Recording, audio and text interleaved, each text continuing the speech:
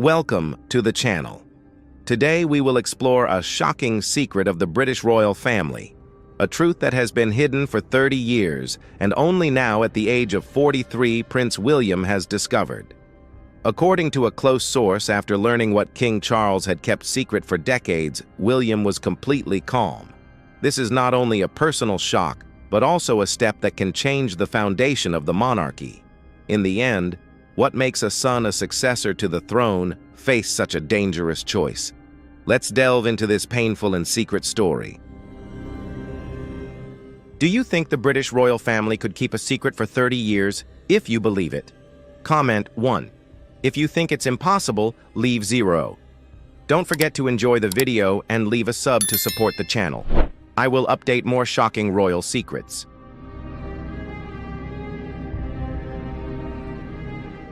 One quiet afternoon, Prince William accidentally discovered an old letter while going through the royal archives.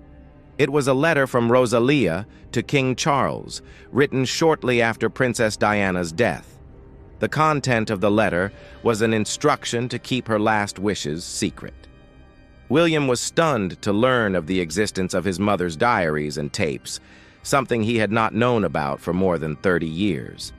The biggest shock was the truth did not come from the media or enemies, but from his own father.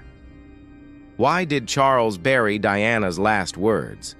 And what made him so afraid that he had to cover up the truth?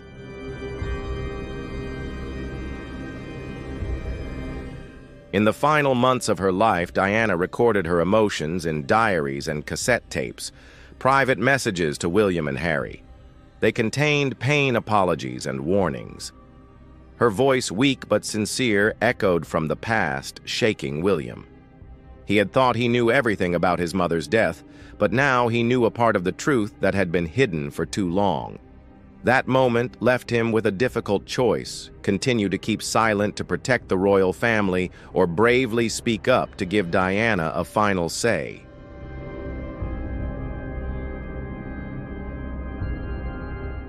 William faced his father in a closed-door meeting. The atmosphere was heavy as a storm cloud. He came not as an heir, but as a wounded son. "Why don't you trust me enough to tell you this?" he asked. There was no anger, no drama, just raw pain. Charles was reportedly taken aback by his son's candor, and he fell silent, seemingly moved on the verge of tears. Then he gave an answer that hurt William even more. "I just wanted to protect you from your mother's pain." But the answer, meant to be comforting, only made things worse. For William, this wasn't protection. It was control, a mistake that deprived him of his last chance to hear his mother's final words.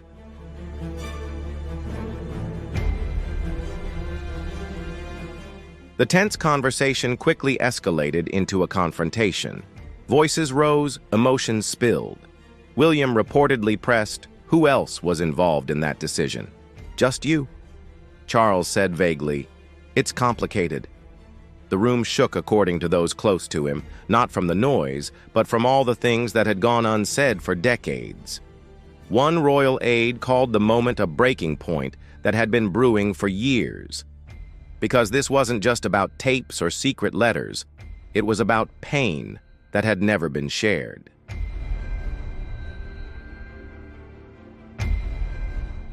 William left the meeting, eyes red and fists clenched, not saying a word to anyone, not even Kate. That night he took the diary and the tapes to his private study, where he stayed until dawn. The confrontation had broken something not just between him and Charles, but within William himself.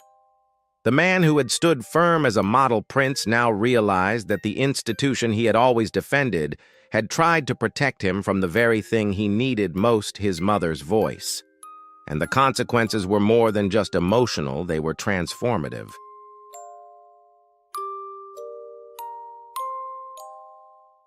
For years, William believed he had done everything right. He had done his duty. He had protected the regime, he had preserved his mother's memory. But after the truth came to light, the tapes, the diaries, the betrayal, something inside him broke. Close friends say William became quiet, his public smile fading behind palace walls.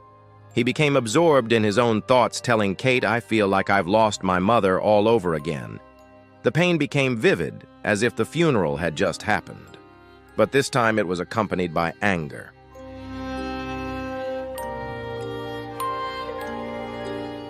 William begins to ask, what is Charles really hiding, and why is he so afraid of it? As he digs deeper into the closed files, the picture of the past becomes clearer and more painful than he could have imagined. What he finds is not just information, but the naked truth.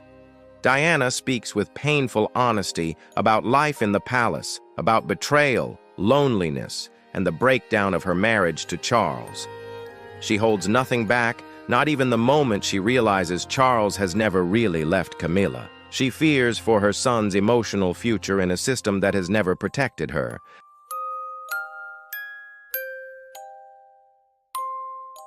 For Charles, reading those words would have been disturbing enough. But hearing them in Diana's own voice, preserved forever, would have been a ticking time bomb. So according to insiders, he made the decision not as a mourning ex-husband, but as a future king. He ordered that the tapes, the diary, and the part of Diana's will that related to them be kept secret.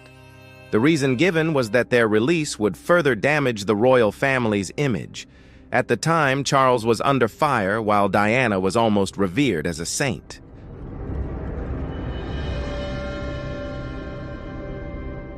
But in his effort to save the royal family from collapse, Charles has sacrificed something priceless: his son's truth, his healing, and his right to hear his mother's final words.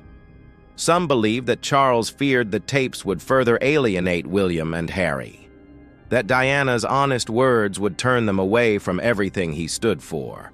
Ironically, by keeping those words hidden for 30 years, he may have made that happen.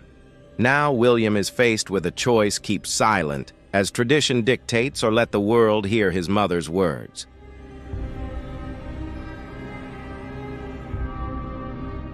For William, the question is no longer what happened, but what now? When he opens Diana's diary, it is not just a piece of paper. It is a box of memories. Her mother's handwriting seems to reach out from the other side of the world. Diana writes not just about public life, but also about her fear of being isolated, misunderstood, and ultimately rejected.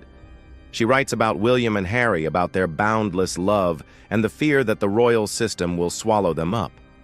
William once comforted his mother as a child, saying, "Don't cry, Mummy.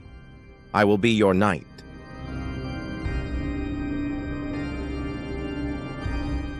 Reading those words decades later broke William. A palace aide said he spent hours in his room with the diary, then simply told Kate, "It was like hearing my mother's voice after all these years." The diary not only brought back memories, it brought clarity. Diana had always wanted her children to know the truth, not the one written in history books or press releases, but her own truth. And now that William had it, what would happen next? The palace began to panic because they knew this was no longer a family secret.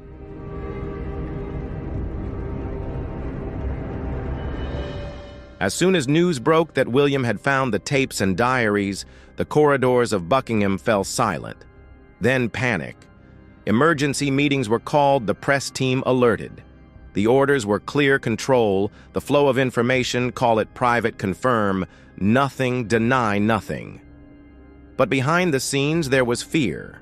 They feared that what Diana had said would leak, that her emotional tone would overshadow years of work to rebuild the royal image. Some even suggested moving the entire archive elsewhere, but William refused.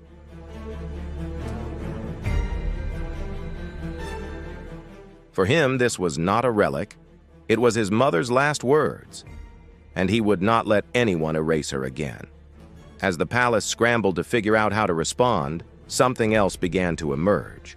Something they had not prepared for. Someone else had suspected it all along. Harry. As William began to piece together the truth, he could not help but wonder, did Harry know? For years, Harry had hinted at things that had never been told, had said that the royal family was more interested in control than healing.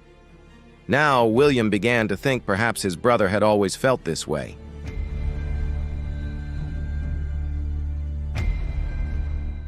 William, overwhelmed with emotion, contacted Harry for the first time in months, the source said.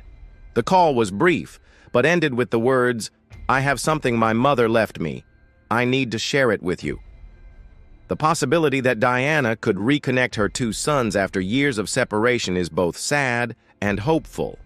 While the royal family fears the truth being revealed, the two sons may have the very thing that could bring them back together: Diana's voice.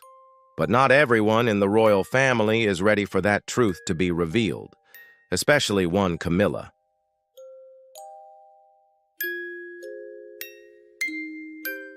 One of the most shocking parts of the tapes is Diana's candid thoughts about Camilla.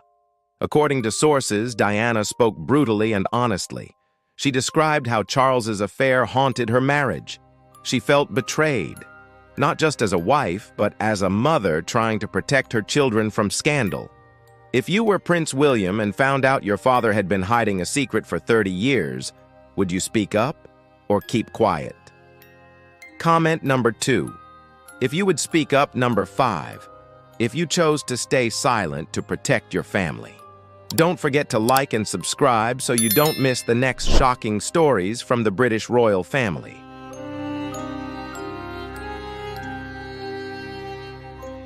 There were 3 of us in the marriage, so it was a bit crowded, she once said. An iconic quote from the Panorama interview that many believe says it all. But the tapes go further. Diana was reportedly concerned that Camilla would end up reshaping the royal family in her own image. She worried that her memory would be erased to make way for the woman the public had rejected. And perhaps Diana was right.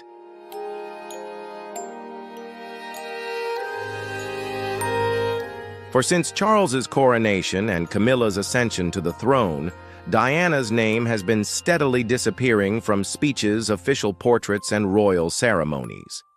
For William, this is deeply personal. Not only has his mother's final message been kept secret, but the woman who caused her the most pain may have benefited from her silence.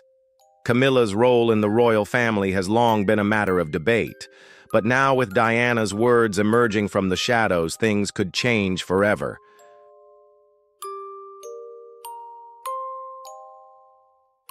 And through it all, there was one person who stood by William.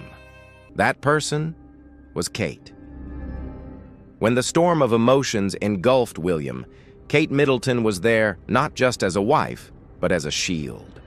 She was his silent anchor, keeping him grounded as royal politics pulled him in every direction.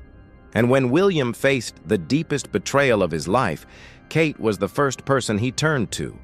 Sources say Kate sat with him for hours as he read Diana's diaries and listened to the tapes.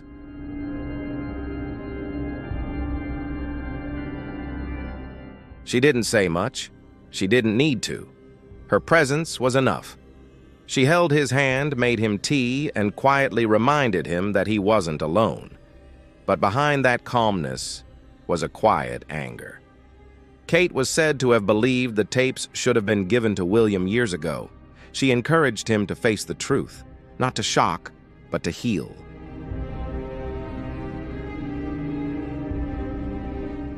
But that support came at a cost. The tension between Kate and Camilla, once low-key, is now palpable. One source recalls a public appearance where Camilla said something and Kate just smiled and looked away. It was so cold, the insider said.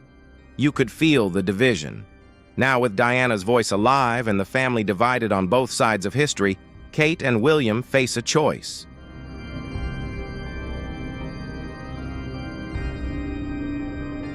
Keep quiet, to protect tradition, or speak up and risk it all.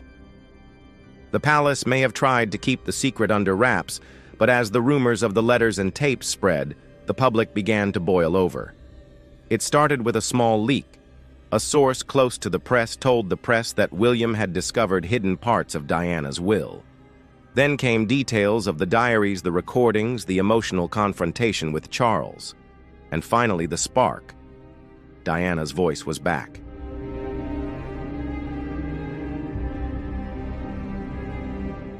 Social media exploded with the phrase, "Let Diana speak."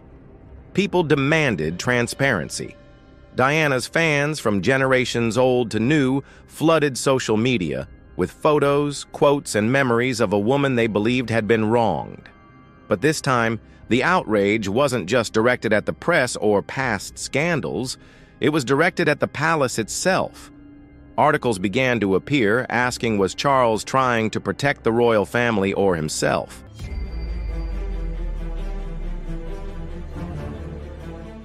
Was Camilla's rise built on the silence of another woman's truth? And the most painful part, William lived 30 years in the dark while someone knew the truth all that time. Public support for Prince William has surged, with many literally calling him a mama's boy. Royal experts say the royal silence only fuels suspicion.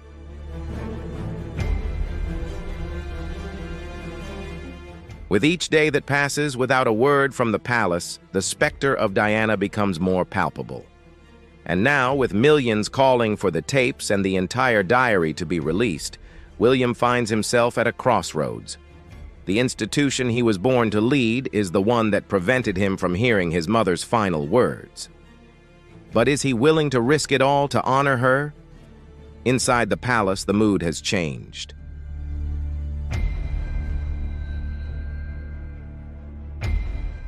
Not just because of the tapes or the diaries, but because William is no longer grieving in silence. He is thinking planning, and according to royal aides, seriously considering his next move. For months, William has spoken publicly about transparency, accountability, and emotional honesty, especially when it comes to raising his children. But now those words take on a whole new meaning. The future king is not just considering the throne, but himself.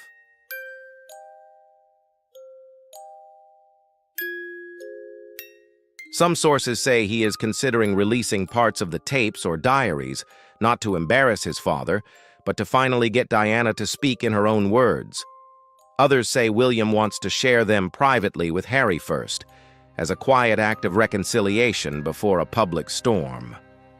Either way, tensions are inevitable. Senior members of the royal family worry that the release could create a generational divide between those clinging to the past and those seeking to reshape the royal future.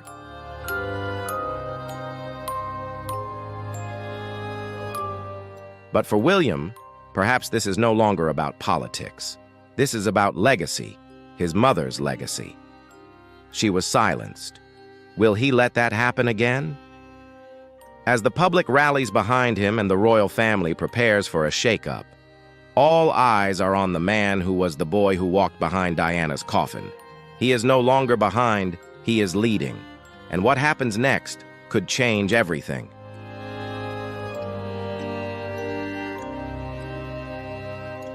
"30 years after her death, Princess Diana is once again the most powerful voice in the royal family. Her words, once locked in silence, now echo through halls she once distrusted. In the midst of it all, Prince William, the boy she loved most, is now the man who must decide whether her mother's truth will be heard. The royal family has survived scandal, divorce, death, and exile, but this is different.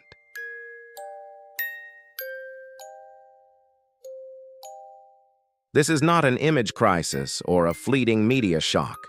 This is an internal confrontation, deep, quiet, and full of conflict. William is no longer the prince who obediently obeys the court, but a son facing a crossroads, continue to keep silent to protect the institution that stifled the voice of his mother, Princess Diana, or have the courage to speak up, accepting to shake the palace with truths that have been buried for decades. Deep down, he knows that what his mother has always wanted is not a settlement but justice, for herself, for her son, and for the future of the royal family.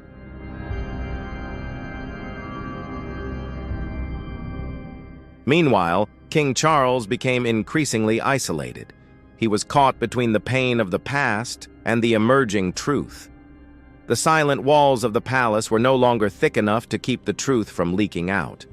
William knew this was perhaps the hardest decision of his life. not just because it affected the throne, but because it touched the very roots of honor, family, and legacy. And so he chose to speak up, not to avenge, but to clear, not to break, but to heal.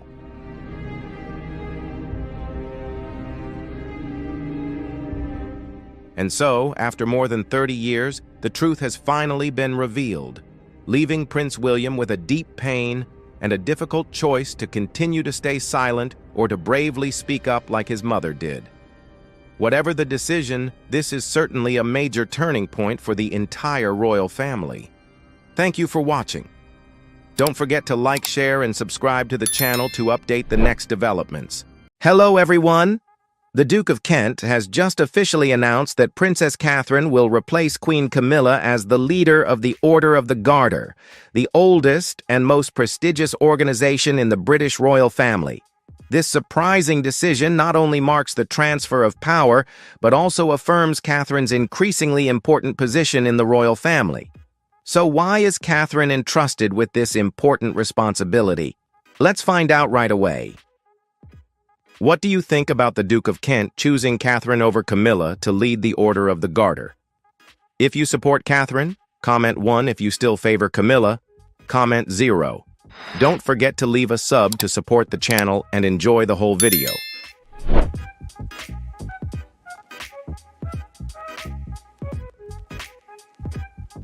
Bastille. The Order of the Garter is a highly respected tradition in British royal history, dating back to 1348, when King Edward III founded it. It stands for honor, loyalty, duty, and service to the nation, and has remained a prominent part of the British monarchy for over 670 years.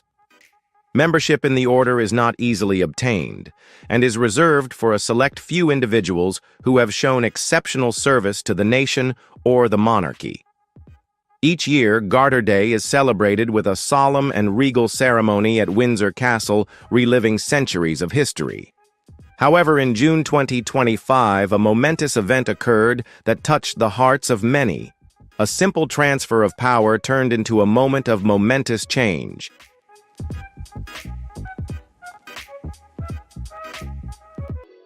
The Duke of Kent has been a member of the Order since 1985.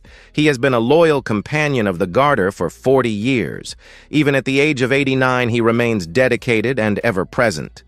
Although his contributions may be quiet and many may not notice his quiet efforts, the Duke of Kent is a key figure in royal life, always supporting the crown from behind the scenes. For many years, he has epitomized the Garter values duty, dignity, and belief in tradition.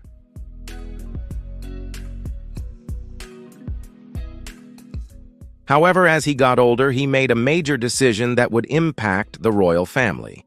He chose to step back and focus on the future rather than dwell on the past. He chose Catherine, Princess of Wales. The decision came as a surprise to many, but to those who paid attention, it made sense. Catherine was admired for her gentle strength, deep compassion, and modern grace.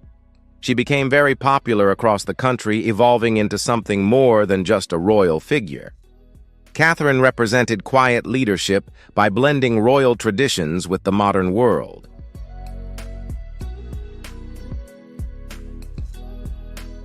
On June 16, 2025, Windsor Castle looked beautiful in the summer sunshine. The sky was clear, and there was a sense of excitement in the air.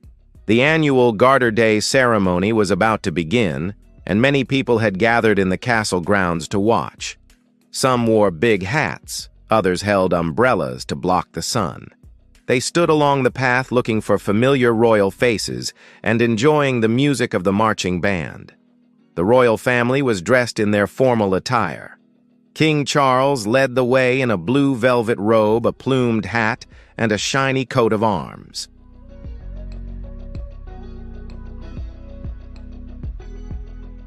The royal family wore traditional formal attire.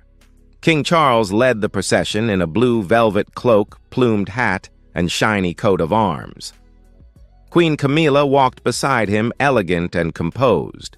Other important royals followed: Prince William, Princess Anne, the Duke and Duchess of Edinburgh, and the Duke and Duchess of Gloucester. The procession was graceful, combining ancient tradition with modern pride.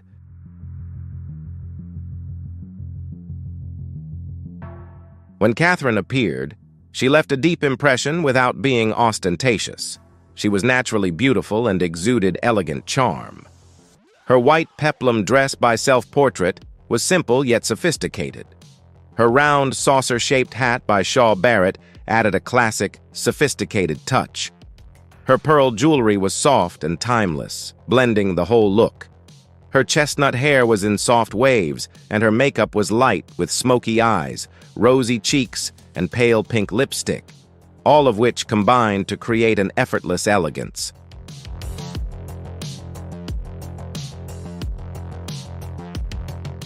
She walked gracefully alongside the Duchess of Edinburgh and Sir Timothy Lawrence, exuding grace in every gesture. Despite the significance of the event, Catherine appeared relaxed and unperturbed. But few in the crowd knew that the day was more than just a ceremony or a photo op in the chapel. A quiet decision was about to become a pivotal moment. St. George's Chapel was splendored as the royal family and the Knights of the Garter entered. The chapel was illuminated by a golden glow through stained glass windows, adding to the sense of the weight of history. Inside, it was quiet, with the ceremony expected to follow tradition, with prayers, readings, and possibly the induction of new members.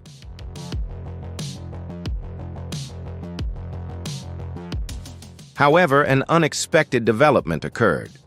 The Duke of Kent, who is usually healthy and reliable, did not walk into the chapel this time, but arrived by car.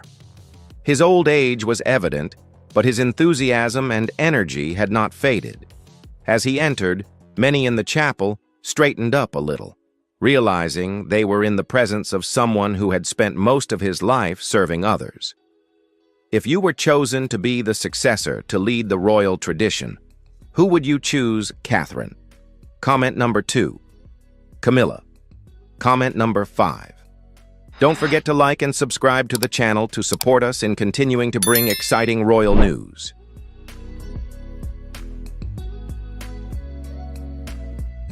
And then the unexpected happened. The Duke of Kent stood up across the chapel, calmly but emotionally announcing his decision to resign as head of the Order of the Garter. He stunned everyone by revealing that his successor would be Catherine, Princess of Wales. The room fell silent save for soft murmurs and gasps of surprise. Nothing had ever happened so publicly and so emotionally before.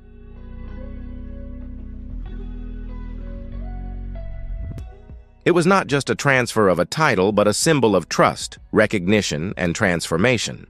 It signaled that the old royal family was giving way to the future. The Duke gently explained why he had chosen Catherine: her love of the royal family, her devotion to duty, and her ability to respect history while keeping a firm grasp on the present. He believed that she was not only a princess, but also a talented leader with a confident outlook.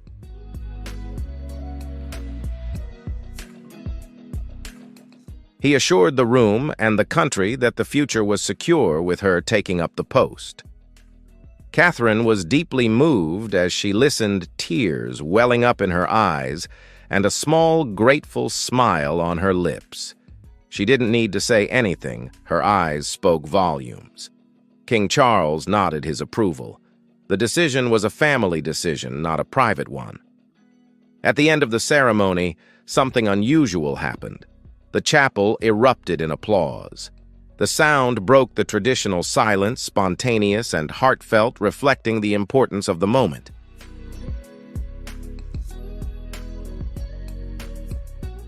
The passing of responsibilities in the ancient chapel was not only a continuation of tradition, but also a commitment to the future. The Duke of Kent had spent his life in service, and now he was entrusting that responsibility to someone he believed could continue it with love, strength, and grace. Catherine, in her pure white gown and eyes alight with faith, entered into that promise with a calm, unpretentious demeanor. Her actions spoke volumes, a willingness, a spirit of service, and a loyalty to both family and country.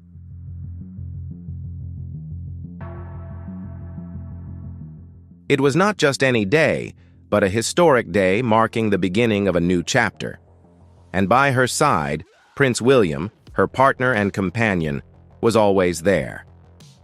Their relationship was a model of commitment and empathy in modern royalty.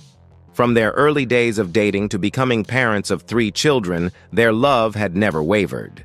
As Catherine took on her new and important role, William's gaze said it all: pride, support, and a promise to always be there no matter what.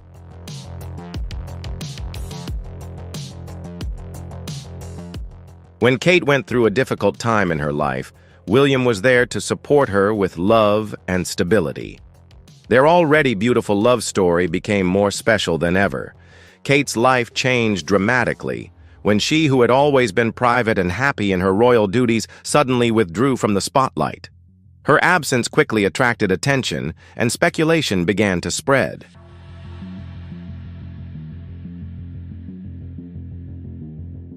Eventually, the truth was revealed. Kate had been diagnosed with cancer, news that shocked everyone. While it was heartbreaking for both her and William, they faced the challenge as a team, not just as husband and wife, but as a couple who supported each other through thick and thin. William became her devoted protector, comforting and rock, always by her side, quietly comforting her with small, caring gestures rather than grand public statements.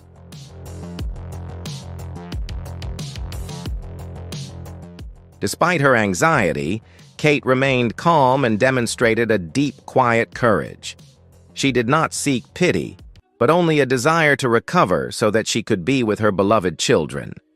Despite facing great health challenges, she always remained optimistic, resilient, and determined to return to royal duties as soon as possible. At the same time, she maintained her kindness and deep concern for those around her, not allowing her illness to diminish her inherent good values.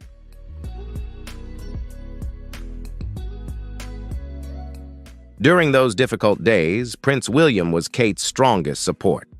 He was always sympathetic, understanding, and did not put pressure on her, instead giving her peaceful space to recover in her own way. William was also willing to adjust his busy schedule to spend more time with Kate, ensuring she never had to go through those difficult days alone.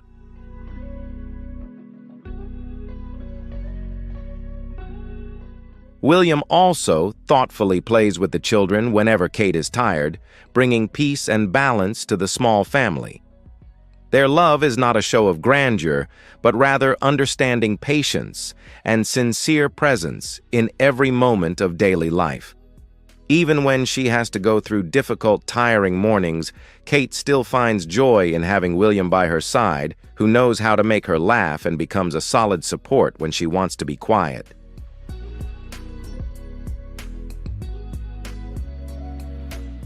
Kate and William's love, once expressed through affectionate glances in public, has now become deeper and stronger in private, away from the glare of the media. They lean on each other, sharing their burdens and strength to overcome all difficulties together. This affection helps them maintain peace and stability in the most challenging times. Their children, Prince George, Princess Charlotte, and Prince Louis, are surrounded by love and absolute protection. William and Kate are committed to maintaining a simple life for their children, filled with love and gentle routines, helping them grow up in a happy and safe environment.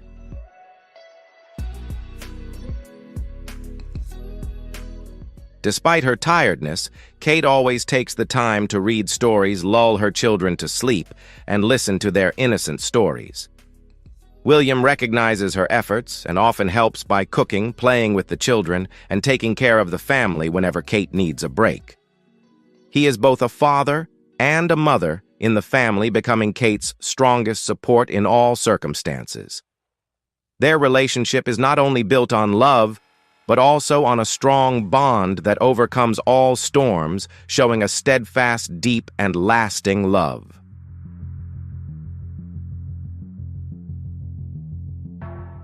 Kate began to feel better. Her smile and laughter returned.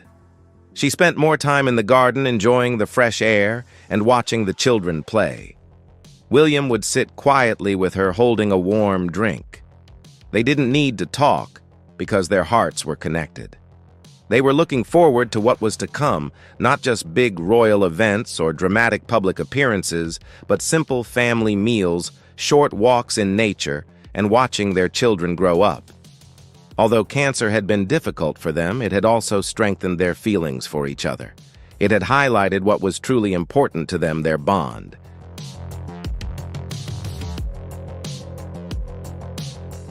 William always knew how to make Kate feel stronger and more confident in difficult times. He reassured her that there was no shame in asking for help, and that independence did not mean doing everything alone. It was sharing and relying on each other that was true strength. With William by her side, Kate gradually realized the value of showing grace, kindness, and the strength of just being there for someone as a solid support.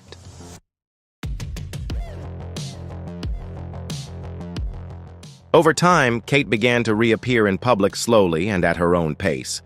Despite her weight loss due to illness, she still retained her usual happy features and kind eyes. People were not only happy for her return, but also admired her strong will and optimism.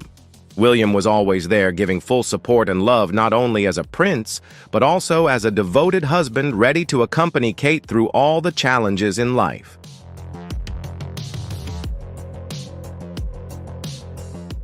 Prince Edward. Queen Elizabeth's youngest son is an important but little-known figure in the royal family. There are few people the Queen can fully trust, and together with Prince Philip, Edward has lived a life steeped in tradition, duty, and dignity. Although he has stood behind his siblings, his life has been marked by quiet achievements and devotion to the royal family.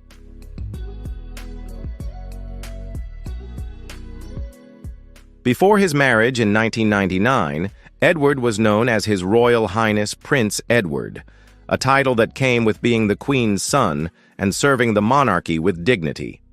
However, his life took a new turn when he married Sophie Rhys-Jones in June 1999 and was given the title of His Royal Highness the Earl of Wessex, marking a significant step in his royal journey.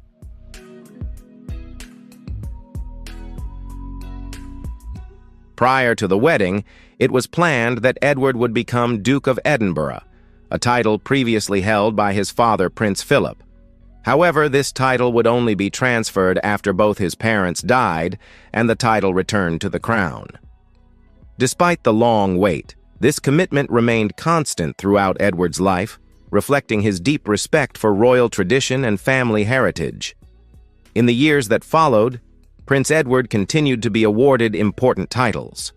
On his 55th birthday, 10th March 2019, he was created Earl of Forfar, a title used exclusively in Scotland. This was a clear demonstration of his growing role and influence within the United Kingdom and the royal recognition of his contributions.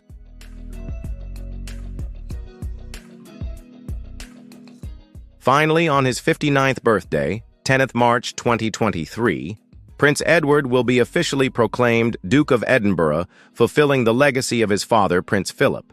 This is not just a title, but a symbol of trust and recognition for his long-standing contributions to the royal family and country.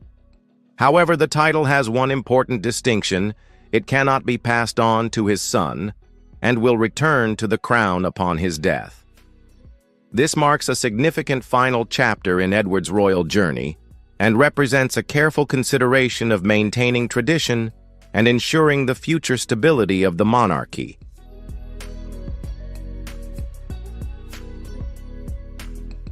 Despite all the formalities and titles surrounding him, Prince Edward's royal life remains deeply British. However, there are also some unexpected and unique moments that highlight his personality. One particular event took place in 1994, originating in a faraway country in Eastern Europe, Estonia. There, a small political group called the Royalist Independence Party made a startling proposal. They wanted Estonia to return to a monarchy and proposed that Prince Edward become their future king.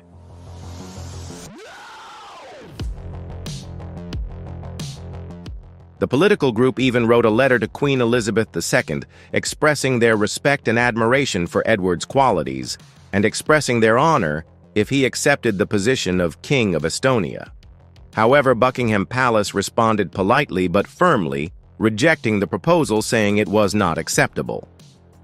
This interesting and rare event has enriched the story of Edward's life, bringing a touch of humor and tenderness to his otherwise serious life.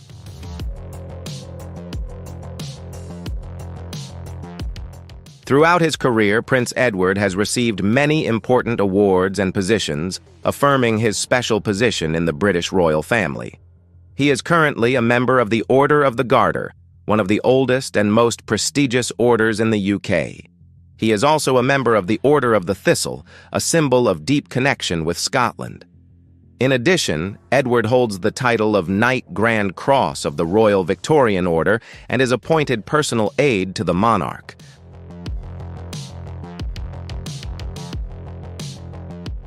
These titles and roles represent not only his noble status, but also his deep devotion and loyalty to his family and country. In 2013, Edward was awarded an honorary doctorate from the University of Bath in recognition of his outstanding contributions to public service and charity. This clearly reflects the influence and respect he enjoys both within and outside the royal family.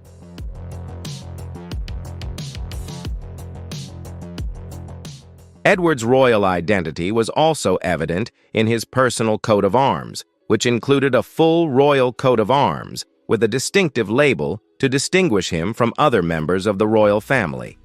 The coat of arms was elaborately decorated with meaningful details such as lions, harps, Tudor roses, and many other traditional symbols, all reflecting England's long heritage and royal power.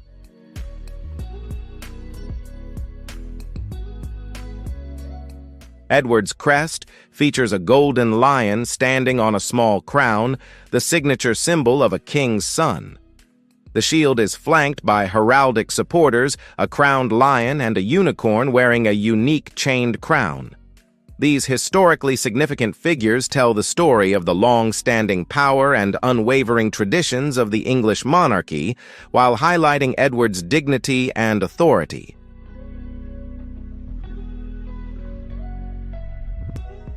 The famous phrase on his coat of arms, "Honi soit, qui mal y pense," shame on him who thinks ill of it, also appears in the Order of the Garter, symbolizing honor and honesty, core royal values. As the head of the Gertners and Fuhlers, Edward was entitled to display the emblems of these societies alongside his own coat of arms, linking him to the long-standing customs of the guilds and to British history in general. This was a testament to his special position and deep attachment to royal tradition.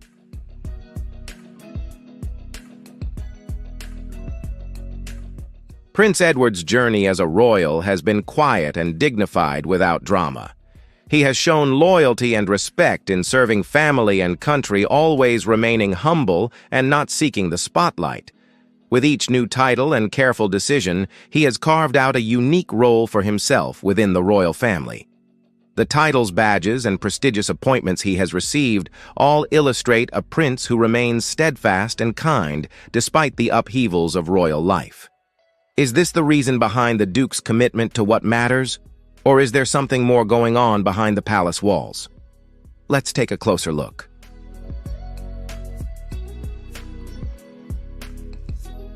A smooth transition. The Duke of Kent, born in 1935 and known as Prince Edward, has lived royal life with a sense of purpose, humility, and grace. He is a close relative of Queen Elizabeth II and has been a key figure in the monarchy for many years. He has earned a reputation for his dedication and fierce loyalty to the royal family, often working quietly behind the scenes with a deep commitment.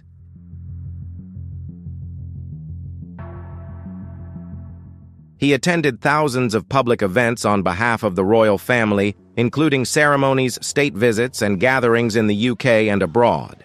His commitment to important causes such as the Royal National Lifeboat Institution and his active involvement in the Order of the Garter gave his royal service a deep sense of meaning and dedication. The Order of the Garter, a prestigious honor in the British monarchy, was of particular importance to him as it represented his ties to tradition and his firm belief in the value of history and service.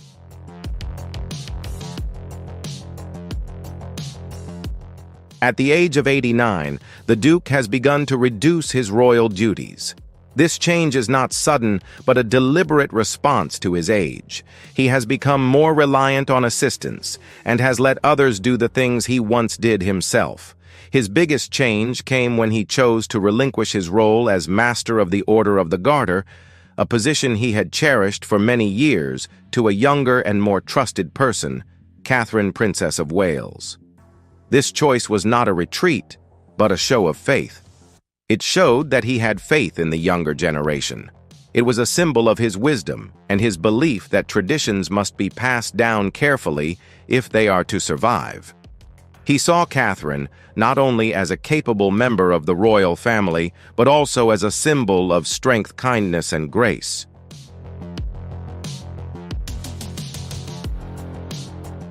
Since marrying Prince William in 2011, Catherine has earned the respect of both the public and the royal family. Her efforts to raise awareness of mental health, childhood development, and cancer have made a significant impact. But I have an amazing medical team who have looked after me so well, which I am incredibly grateful for. She is able to effectively handle her public duties while remaining true to herself. However, it is not just her charity work that is admired by everyone, but also her genuine and caring personality.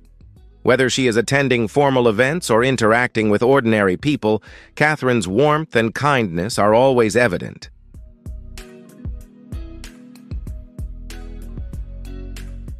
The Duke of Kent saw in Catherine valuable qualities such as charm, intelligence, and the potential to carry on royal traditions in the future. His choice of her as leader of the Order of the Garter was not only emotional, but also strategically important. It was part of a larger movement initiated by King Charles III to create a streamlined royal family that was rooted in tradition but open to modern change. The king fully supported the Duke's decision and had deep confidence in the leadership and value Catherine would bring to the monarchy.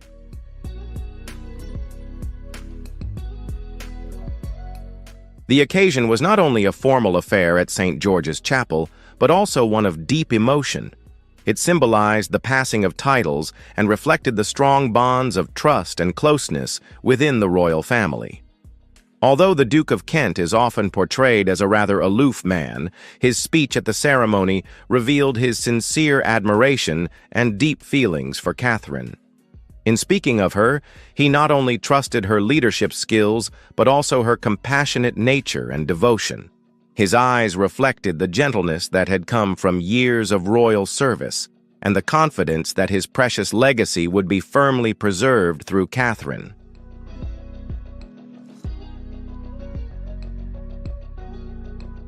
Catherine was emotional at the time. Those close to the royal family said she felt honored and aware of the responsibility. She had always admired the Duke for his strength and dedication. It meant a lot to her to be recognized in public by him. The title was not just ceremonial, it was a sign of faith in her and encouragement to move forward. King Charles and Queen Camilla also appeared moved. The king, who has been close to the Duke for a long time, was seen wiping away tears as the chapel erupted in applause. Prince William, who usually maintains a composed demeanor in public, watched with pride as his wife took on her new role.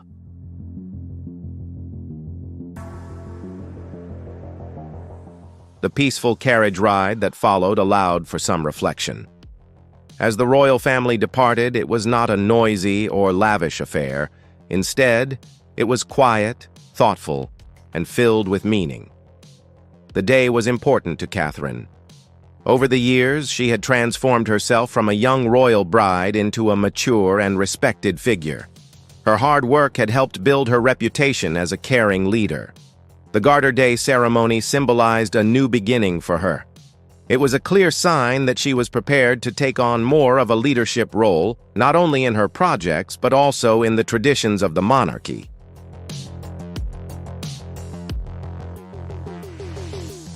Those who have followed Catherine's progress have noticed subtle changes from before. Her way of carrying herself, her confidence, and her calm yet powerful presence are signs of someone who has developed her abilities with innate strength. The way she treats others, from children to VIPs, seems genuine and approachable. She listens attentively, responds with compassion, and forms meaningful connections with people.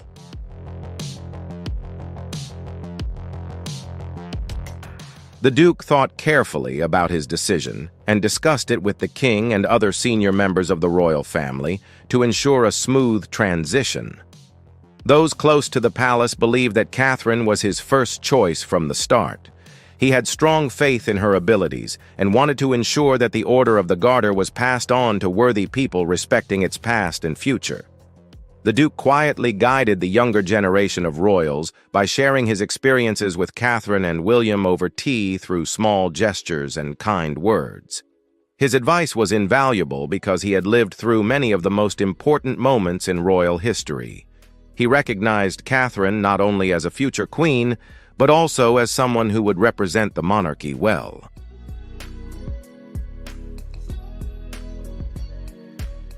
The ceremony was not just about a woman or a title, but about a family that has overcome many obstacles and continued to support each other. From dealing with health issues to facing public scrutiny and mourning the passing of Queen Elizabeth II, the royal family has had its share of difficult times, but events like this, marked by unity and mutual respect, show the public that beyond official duties, there is a family that relies on each other for support.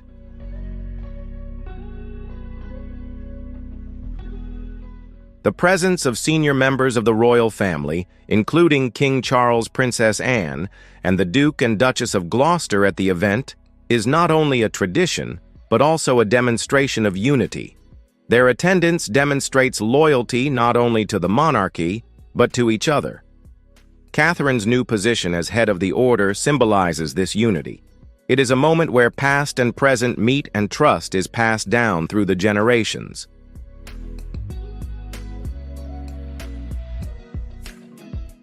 Catherine had a close relationship with the Duke of Kent, although their relationship was not often in the public eye.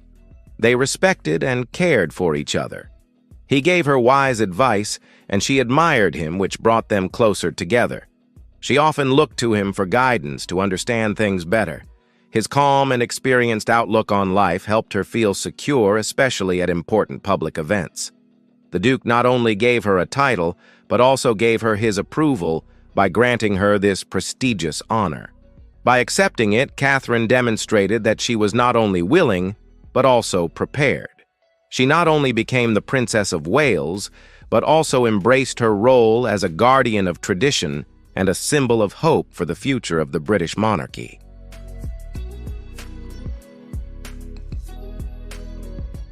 A journey of strength and grace. Princess Kate, the Princess of Wales, has announced that she is undergoing treatment for cancer. This is a very personal message from the princess, who has always exuded confidence, grace, and love for family and country. As she entered royal life, the eyes of the world followed her. However, no one could have guessed that she was secretly facing a personal battle. Despite her calm exterior, the revelation of her cancer diagnosis shocked many. It was unbelievable that someone as elegant and vibrant as she was could face such a painful ordeal. Despite this difficult time, Princess Kate has shown courage that has earned her admiration.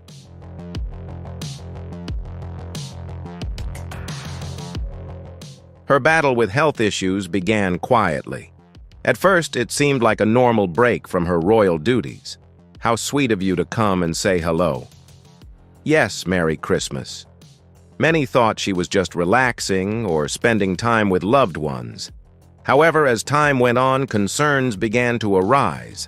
Her absence became more noticeable, causing concern. Despite this, the palace remained silent. The global community was expecting an update.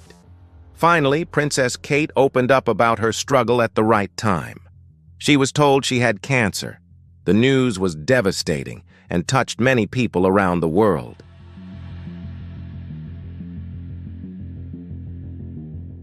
What was most impressive was not just the fact that she was ill, but how she dealt with it.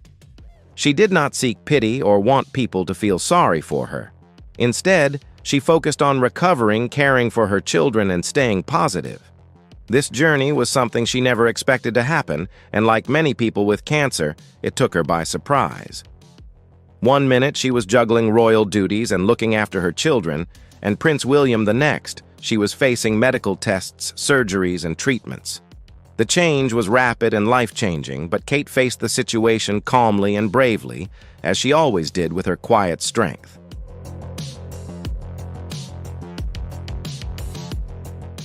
In her private life, the support of her family is an invaluable source of comfort for her.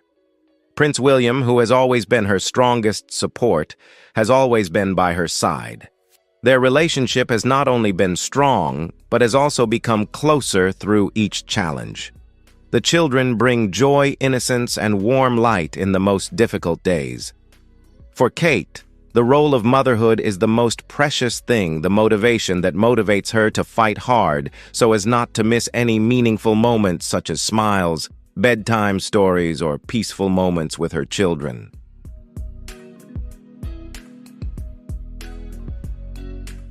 When she received her diagnosis, Kate experienced a range of complex emotions. There were times when she felt scared and sad with so many unanswered questions. However, she was also filled with determination and hope. With faith in her doctors and the dedicated care she received, Kate began her treatment journey. Despite the concern and sometimes impatience of the outside world, she prioritized finding the peace and occasional solitude necessary to heal, not only physically, but also mentally. Cancer affects more than just the body. It also profoundly affects a person's thoughts, emotions, and self-image.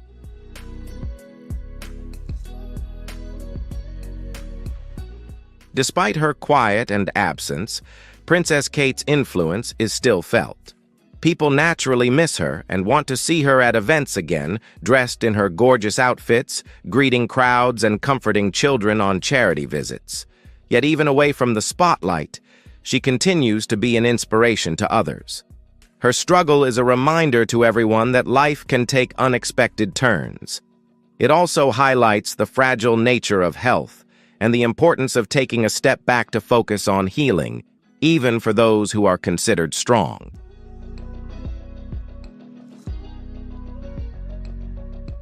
As she continued her treatment, she took each day as it came. There were certainly difficult days filled with fatigue, doubt, and introspection, but there were also days filled with optimism, comfort, and small successes. A positive result from a medical test, a day of pain relief, a joyful moment with her children. These experiences became her anchor. Throughout it all, she was grateful for the treatment she received, the prayers and kind words, and the support from the public. Although she did not say much, her silence showed grace. When she spoke, her words were peaceful, kind, and conveyed a quiet strength.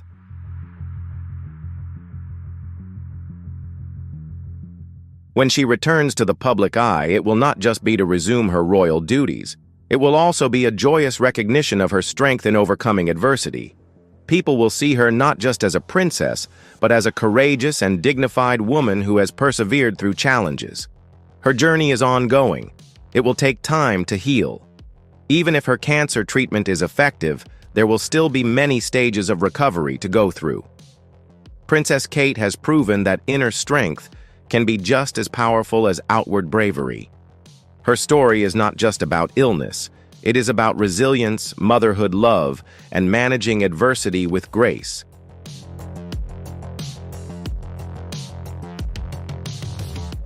The world now waits patiently without haste or doubt, but with hope. Hope that she will make a full recovery, hope to see her smiling brightly again at royal gatherings. People expect to see her walking confidently, head held high, not only as the Princess of Wales, but as a symbol of resilience and strength of spirit.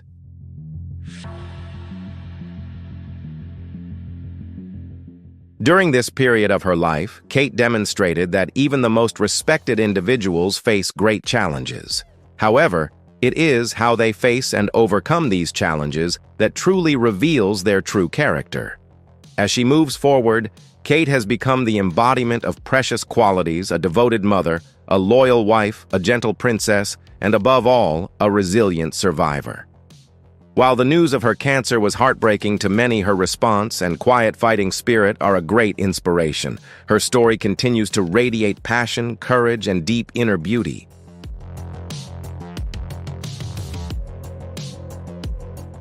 Catherine's quiet rise under the Duke's quiet guidance was a big, subtle, time-honored moment. On the surface, there was only pleasant expressions, gentle nods, and formal attire, but underneath there was a profound change, a trust, and a strong bond being built.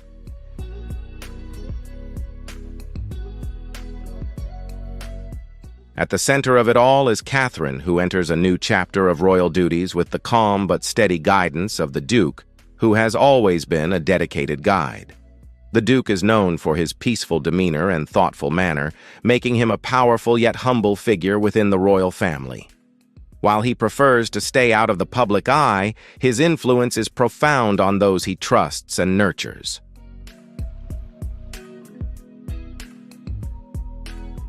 One of these was Catherine, Princess of Wales, who received subtle guidance and encouragement from the Duke.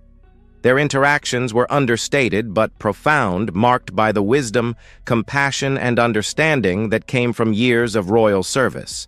The bond forged through intimate conversations and wise counsel was evident in every meaningful exchange of gestures and glances. Through it all, we see Catherine gradually transform from a newcomer to royal duties into a confident figure taking on an important leadership position with the Duke's unwavering support and assistance.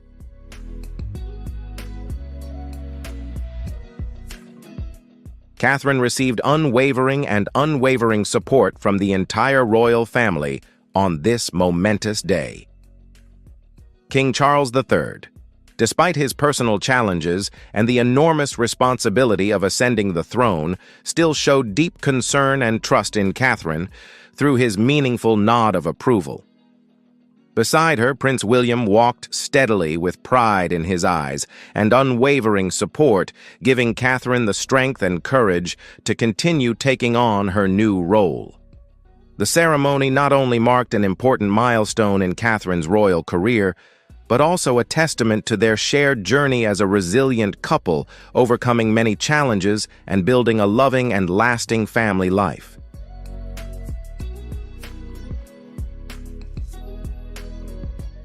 Other members of the royal family also showed their support in a practical and thoughtful way.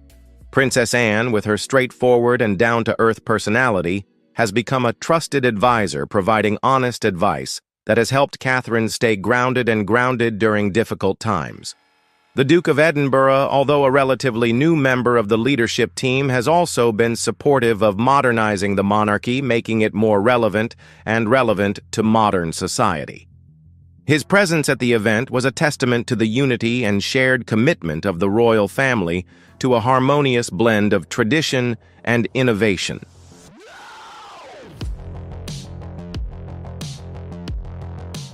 The Duchess of Gloucester, although not often seen in public, was present in a modest but meaningful way as a reminder that the strength and sustainability of the royal family does not depend on individuals alone, but on the cooperation of the whole. Each member, no matter how big or small their role, plays an important part in maintaining the traditions, protecting the values, and building the future of the royal family. This shows a picture of a royal family that is close-knit, supporting each other and moving forward together.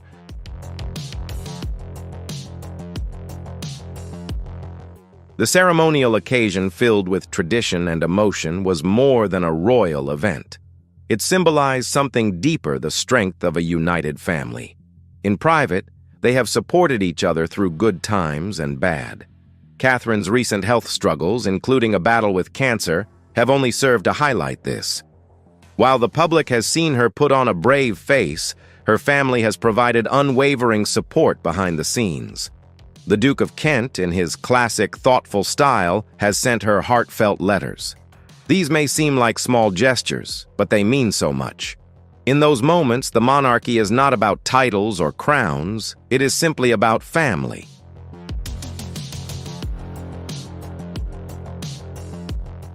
This Garter Day ceremony is unique because it represents tradition, authority, and compassion to the world. Catherine understands the importance of her new role in the Order of the Garter. It is not just a title or a responsibility, but a representation of her faith heritage and confidence in her abilities. Leading the Order of the Garter is a great responsibility. Although it is ceremonial, there is a lot of meaning behind the role. It connects her to a long-standing tradition. It also connects her to the core values of the monarchy, honor, service, and history. Catherine will now have an important role in important events, such as the annual Garter Day ceremony. She will represent the order in various ceremonies and help improve its public image.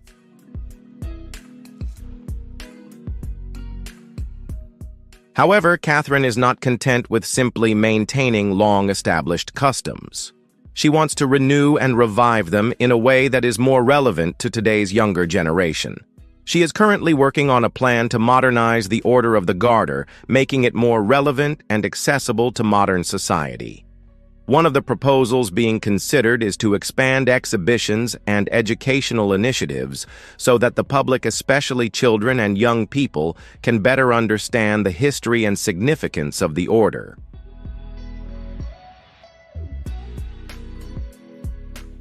In addition, Catherine is working with historians and experts to create a global digital archive that will make it easier for people around the world to learn about the values and legacy of the Order of the Garter.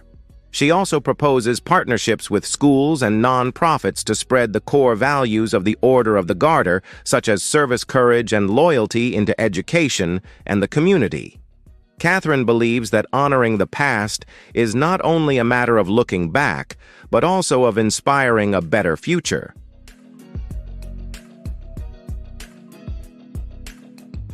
With great responsibility comes great responsibility. Catherine is heavily involved in a range of causes, including mental health, early childhood, and cancer awareness. She is also a full-time mother of 3 young children. Balancing all these roles can be difficult. However, those who know her well trust her. They praise her for her careful planning and quiet but impactful work. She always manages to make things look easy even when they are not. Prince William remains her support. In the next phase of her life, he will continue to be a constant presence. He knows her well, admires her for her strength, and is aligned with her goals. Together, they embody a different style of royal leadership, one that combines old traditions with compassion and a sense of responsibility for relationships.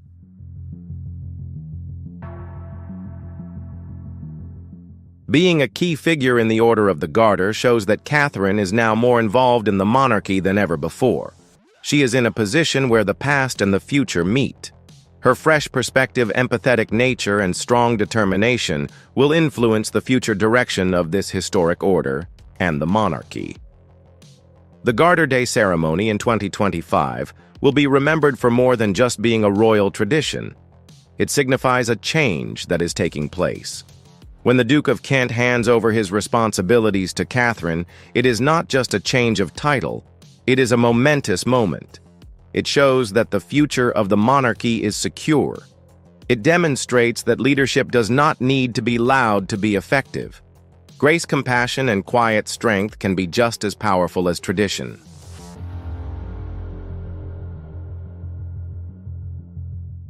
The carriages returned to Windsor Castle as people waved cheerfully, creating a pleasant atmosphere.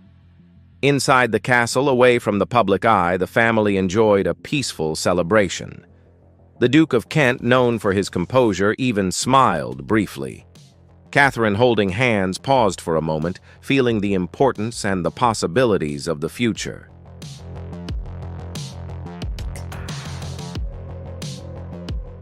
In the royal corridors of power, where tradition often rules supreme, the Duke of Kent's decision sent a quiet but powerful shockwave.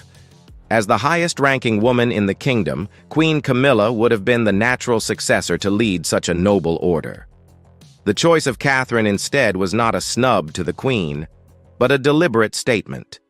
It was a sign that the monarchy under King Charles was willing to prioritize the long-term future and stability over strict adherence to ceremonial succession rules.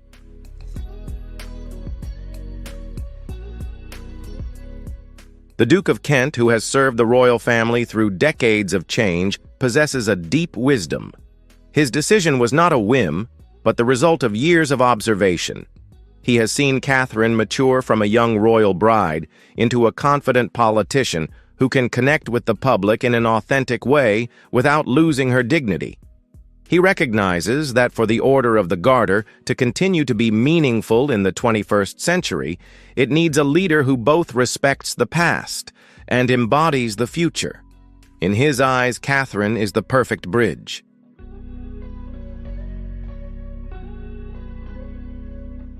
While the public may have murmured that Queen Camilla was being overlooked, the reality inside the palace was quite different. Queen Camilla, who had shown incredible resilience and loyalty, understood her role as a supporter of the king and the crown. She recognized that giving Catherine this role would strengthen the Princess of Wales's position and strategically allocate important responsibilities within a slimmed-down monarchy. Her quiet acceptance was a testament to her dedication to institutional health, placing the common good above personal honors.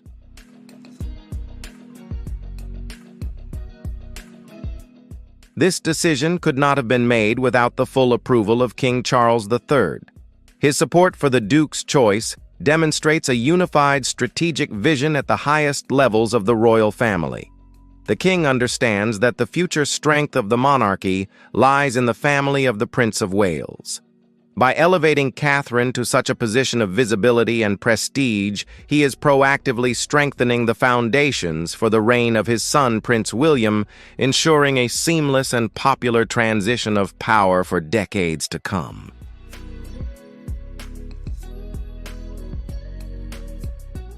For Catherine, taking on this role is more than an honor. It is a burden of legacy. She is acutely aware that she is stepping into a position held by great historical figures. Her responsibility now is not just to wear the velvet cape and badge. It is to uphold the core values of the order, loyalty, courage, and service, and pass them on to the next generation. The pressure is immense, but her calm and quiet determination show that she is up to the challenge.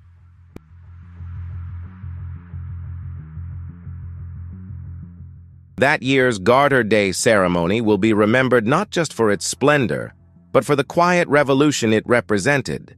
The handing of the reins of power to Catherine rather than Camilla was a subtle but tectonic shift in the royal power structure. It signaled that merit, public support, and strategic relevance could now carry as much weight as traditional rank and lineage. This was a monarchy adapting to survive, realizing that relevance was as important as ceremony.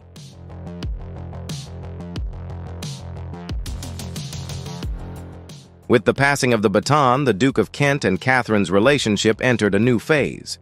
He was no longer a figurehead, but an advisor, a living repository of wisdom that Catherine could draw upon. Their private conversations, already precious, would be deepened as he passed on the nuances of leading such an ancient institution. His guidance would be invaluable as Catherine sought to make her own mark without diluting centuries of legacy.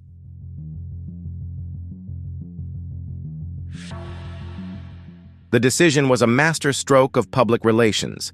It positioned Catherine, one of the most beloved members of the royal family, at the heart of one of the nation's oldest traditions. It instantly made the Order of the Garter more relevant and appealing to a modern public.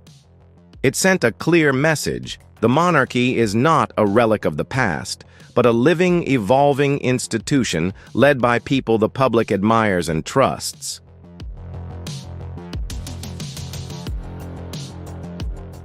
The appointment is also a lesson in the division of soft power. Rather than concentrating all the most important ceremonial roles on the king and queen, the decision has spread influence. Queen Camilla continues to shine in her role supporting the king and her own charitable activities, while Catherine now has a separate, prestigious platform to work from. This division allows both powerful women to maximize their influence in separate areas, strengthening the entire royal structure.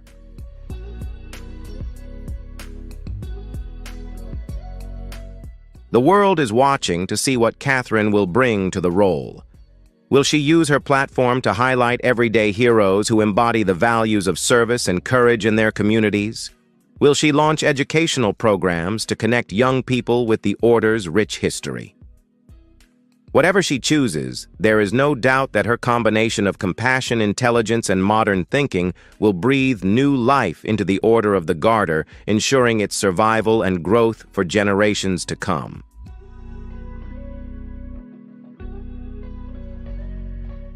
Catherine has not only been given a prestigious title, but also the trust of the previous generation. Becoming the leader of the Order of the Garter marks a major turning point in her royal journey, from new bride to symbol of succession and hope. Thank you for watching. Don't forget to like, share, and subscribe to the channel so you don't miss the next royal stories. A morning that seemed peaceful at Buckingham Palace suddenly turned into a moment no one would ever forget. As the first rays of sunlight crept over the ancient towers, the familiar calm of the royal residence was shattered by a haunting sound, the thunderous, furious scream of King Charles himself. No one could have imagined that behind those majestic gates, a storm of anger had been quietly brewing, and now it had finally burst free. No one had time to grasp what was happening. Palace staff froze mid-task, their faces pale with fear. The normally orderly atmosphere was replaced by a heavy, suffocating tension. Royal guards stood still like statues' eyes locked on the source of the outburst, while the entire palace seemed to hold its breath. What could have pushed the usually composed king to such a breaking point? What secrets lie behind the royal walls? Stay with us as we uncover the full truth. And don't forget, leave a 1 in the comments if you empathize with this story, or a 0 if you see it differently. Share your thoughts with us below. Like and subscribe so you won't miss what happens next, where we reveal all the secrets behind this unfolding royal drama.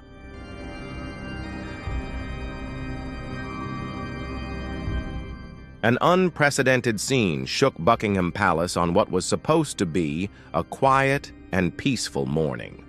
Suddenly, King Charles's furious and resentful voice echoed powerfully through the gilded corridors of the palace, piercing every room and shattering the usual calm atmosphere. His words carried deep disappointment, pain, and a long-suppressed rage finally unleashed, causing the nearby servants to halt their tasks, their faces paling and trembling in the sudden tension. The guards stood motionless like statues, their eyes fixed on the source of the outburst, as if the entire palace held its breath in that moment.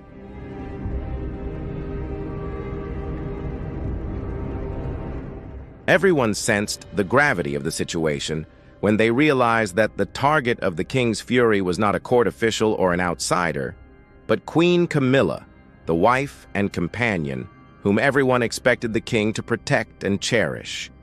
This confrontation not only suffocated the palace air, but also opened a new tense and volatile chapter in their relationship, raising serious questions about the future of the monarchy and the bond between them.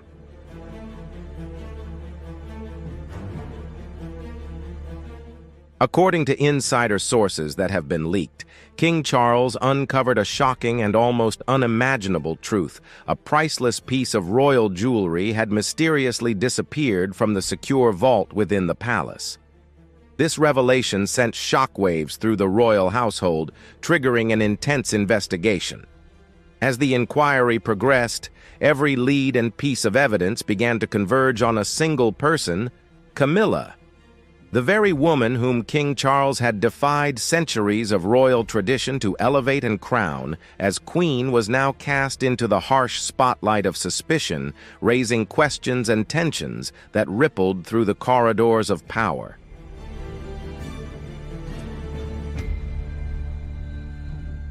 The king's fury was not merely a reaction to the loss of an invaluable family heirloom, but the result of simmering doubts and long-standing disappointment that had built up within him over many years.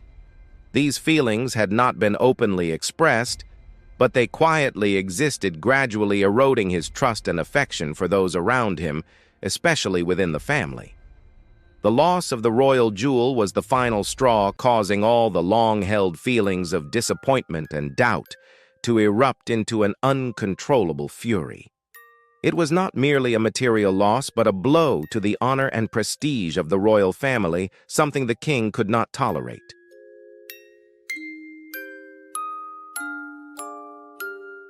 What truly transpired behind the solid, magnificent walls of the palace, the symbol of England's supreme power and tradition? Was it Camilla who really took the missing royal jewel? If the answer is yes, what was the motive behind such an act? Could it have been a mere accidental oversight? Or is there a more intricate and calculated conspiracy unfolding quietly in the shadows of closed doors? These questions not only spark curiosity, but also raise suspicions about the underlying motives behind the event and whether it could be the beginning of larger upheavals within the royal family. The scandal is rocking the entire nation, raising serious questions about loyalty, power, and the secrets hidden behind the dazzling facade of the Windsor dynasty. The crown may glitter on the outside, but beneath that noble velvet could lie a dark truth few dare to imagine. Did Camilla truly take the ring, and if so, what was her motive? That question is now at the heart of the incident, shaking the entire British royal family. As we delve into the details of the tense confrontation between King Charles III and Queen Camilla at Buckingham Palace, we can't ignore the silent cracks that have formed between them for a long time. Cracks that may now be on the verge of breaking wide open.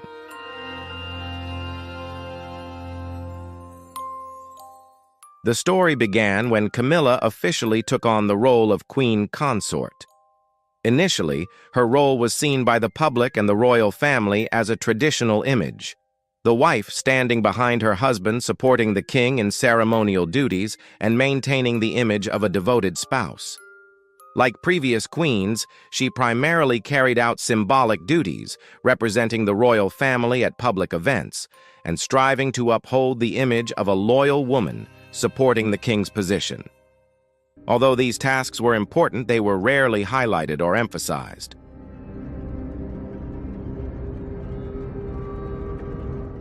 However, over time, Camilla's role began to change subtly but significantly. She was no longer just a wife standing behind her husband, but gradually became a figure with considerable influence in the internal decisions of the royal family, as well as in foreign affairs. Her image shifted from a silent symbol to that of a woman with a voice and a more active role in significant matters. These changes not only altered the public's perception of her, but also impacted the royal family internally as she demonstrated a strong involvement and influence in important decision-making.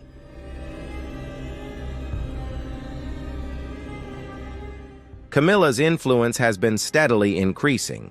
She has started to appear independently at public events and participate in interviews without prior approval from King Charles or senior palace advisors.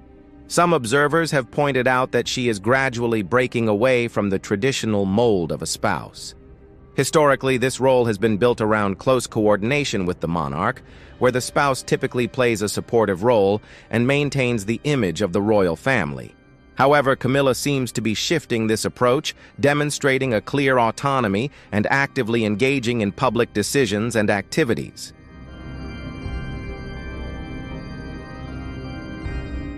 Camilla's growing autonomy has raised concerns among some within the royal family. This change not only erodes long-established customs and protocols, but also raises the question of whether Camilla is simply seeking her own voice, or if she is quietly preparing for a much more powerful position. These questions not only spark doubts about her future in the royal family, but also heighten tensions about her role moving forward as the power dynamics within the monarchy may be set to shift.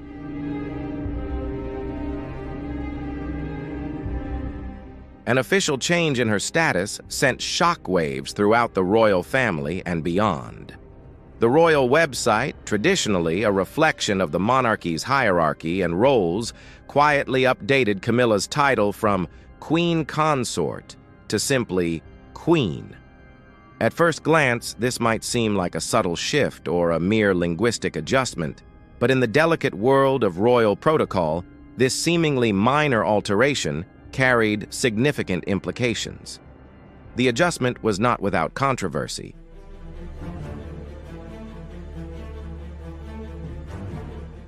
Reports from the media indicate that the change in Camilla's title has faced opposition from certain individuals, most notably King Charles himself. According to sources close to the royal family, while Charles is believed to support Camilla's increasingly prominent role in public life and royal duties, he was not entirely comfortable with the alteration of her official title. His hesitation partly stems from the fact that the title Queen Consort had been formally declared and publicly wished for Camilla by his late mother, Queen Elizabeth II.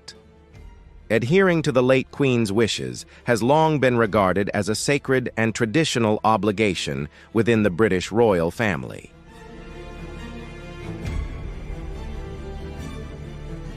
Nevertheless, despite Queen Elizabeth II's clear directive, it appears that Charles ultimately gave reluctant approval for Camilla to be referred to simply and formally as Queen.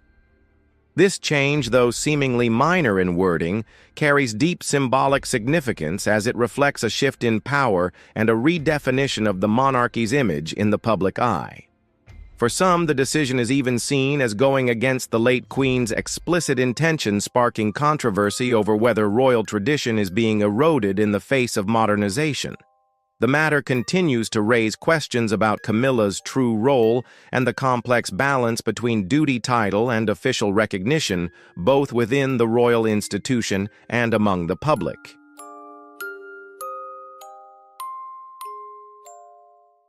Camilla's growing autonomy wasn't limited to ceremonial duties. She began making decisions that impacted the monarchy's daily operations, particularly concerning the management of King Charles's schedule and public engagements. Reports indicate Camilla independently canceled several of the king's scheduled appointments, citing that they didn't align with her personal interests or the direction she felt the monarchy should take.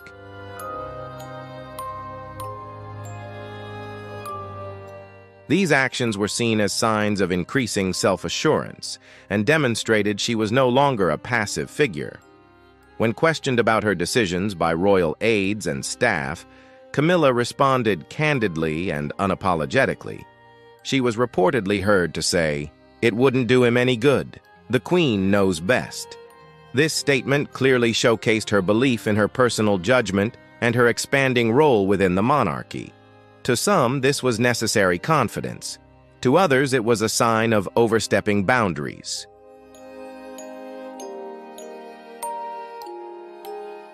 Camilla began making decisions without consulting King Charles. One of the actions widely considered a culmination point was her agreement to participate in an interview without his prior knowledge. This interview completely blindsided Charles and was a shocking move for the entire royal family. Camilla chose to appear in a private yet insightful conversation, and what she shared within it forever changed the trajectory of her role within the royal institution. The content of the interview was not only shocking, but utterly controversial. Camilla publicly discussed her vision for the future of the monarchy and revealed personal plans that had never before been shared publicly. More importantly, these plans had also never been discussed with King Charles.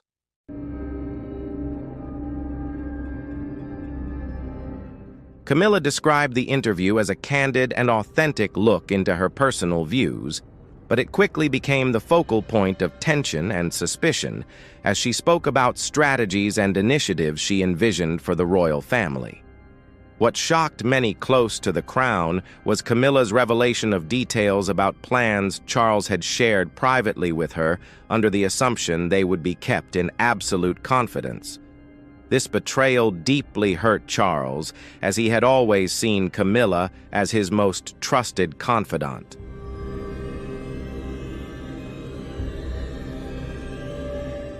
Hearing private conversations exposed in the media felt like a blow to his trust. What should have only been behind-the-scenes strategic discussions about the monarchy's future now became public fodder. Camilla's openness about confidential information not only humiliated Charles, but also made him feel utterly betrayed not just by his wife, but by the person he trusted more than anyone.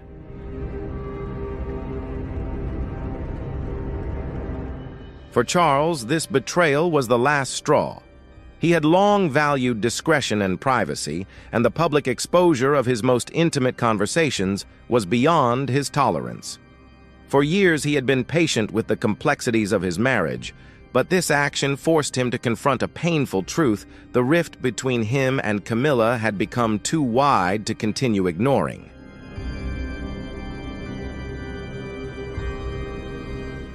Between Charles and Camilla, an undeniable rift has formed.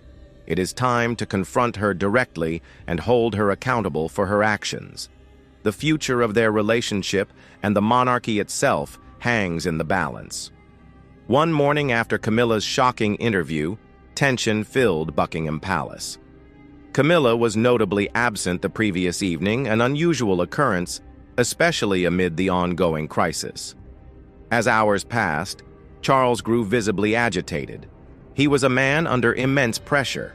Close sources described him pacing like a lost soul throughout the royal residence, breaking the usual calm that defines the palace.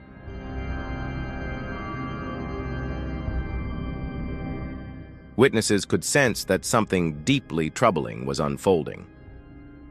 Upon learning the content of Camilla's interview, Charles demanded her immediate return to the palace. Yet he received no response from his wife. The situation escalated rapidly. The king was seen wandering the palace grounds, either waiting for her return or sending out a stream of frustrated messages. His anguish was palpable. This was no longer the composed king the public knew, but a man betrayed and isolated, finding no comfort from the partner he once trusted completely.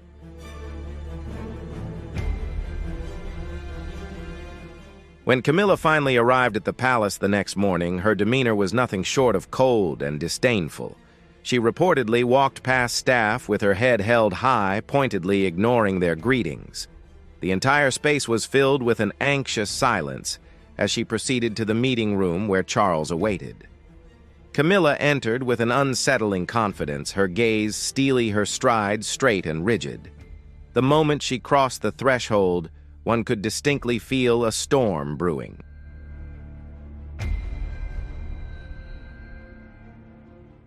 Charles stood in the center of the room, his eyes fixed on her. His face was a mask filled with barely suppressed fury. As their gazes met, he erupted. His voice trembling, he stated that the monarchy was not a stage for personal agendas. He emphasized that Camilla could not speak indiscriminately without considering the consequences. But the climax came when he questioned her loyalty, hinting at the betrayal he felt from her.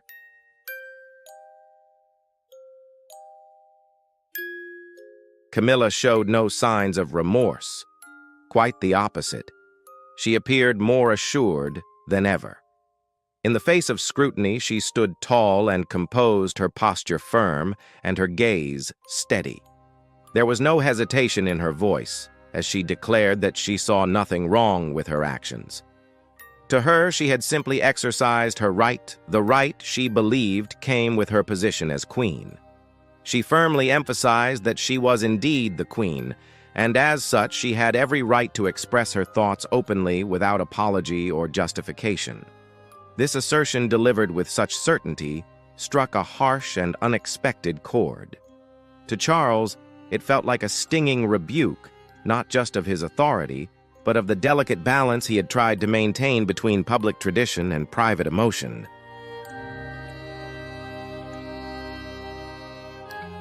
However, the pain he felt did not stem solely from her bold words spoken in public. What truly cut deeper was something far more intimate and unspoken, an emotional undercurrent that had been lingering beneath the surface of their relationship for a long time. It was a truth both of them had quietly avoided, perhaps out of fear, pride, or a desire to keep peace. Now, with Camilla's unapologetic declaration that long-ignored tension was exposed, the wounds it revealed were not fresh, but old and unresolved, quietly accumulating beneath years of compromise and royal duty. And in that moment, the hurt Charles felt was not just from what had been said, but from what had remained unsaid for far too long. What do you think hurt Charles the most? Camilla's harsh words, or the emotions that have been buried for many years? Share your thoughts in the comments below. Don't forget to hit like if you find this content interesting, and subscribe to the channel so you won't miss the next dramatic stories.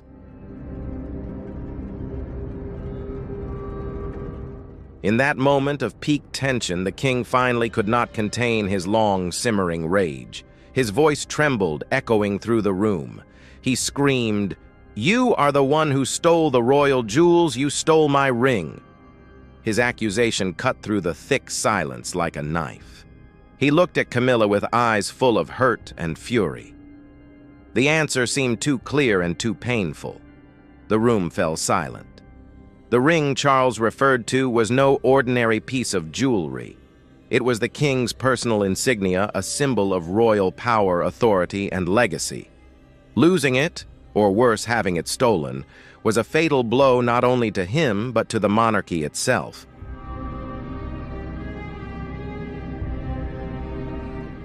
King Charles's signet ring is a royal heirloom steeped in history, more than just an accessory. It's a symbol of identity, personal style, and a familial connection spanning generations. First appearing publicly with him in the 1970s, the signet ring became an unmistakable hallmark of his royal attire. Its design and material reflect centuries of tradition. Crafted from Welsh gold weighing approximately 20 grams, the ring adheres to the classic style of royal jewelry, carrying within it both the past and future of the throne. Losing it isn't just losing a treasure. It's losing a piece of the soul of the legacy.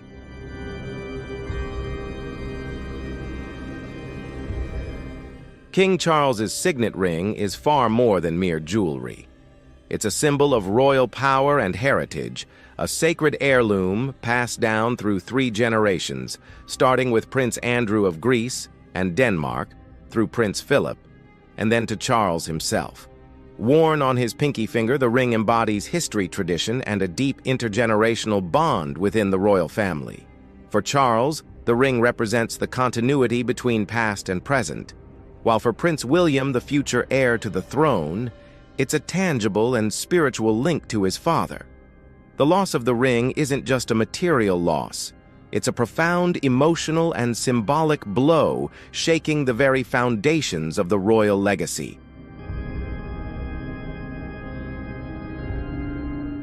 Immediately following the magnificent coronation at Buckingham Palace, a disturbing incident occurred. King Charles's precious signet ring mysteriously vanished. The news spread rapidly, creating an atmosphere of suspicion and tension within the royal family. Charles, usually composed, was deeply shocked this time. He was almost in a state of panic, unable to fathom how such an important item could be lost. The gravity of the event not only affected his personal life, but also shook the royal trust and responsibilities he bore.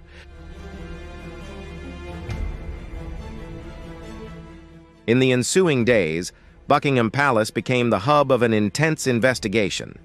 Palace staff and security teams searched every nook and cranny, meticulously looking for the ring. Despite their efforts, the search yielded no results, and the pressure mounted. In closed-door meetings, rumors began to circulate. Some believed the ring might have been sold or stolen by a royal family member or insider who had access to the king's private quarters. The narrative became even more dramatic, with suspicions that someone was exploiting the situation for personal gain.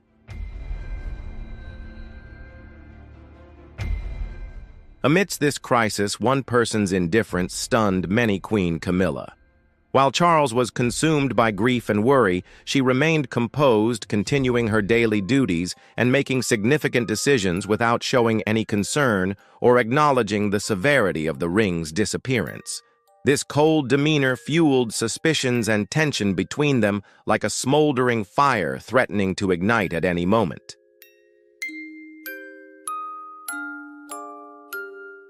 When Charles grasped the gravity of the situation and began to suspect Camilla's involvement, the tension in the palace reached its breaking point. He couldn't endure the feeling of betrayal from his life partner, the one he had trusted most. Camilla's coldness and disdain during those days were like daggers piercing the king's heart.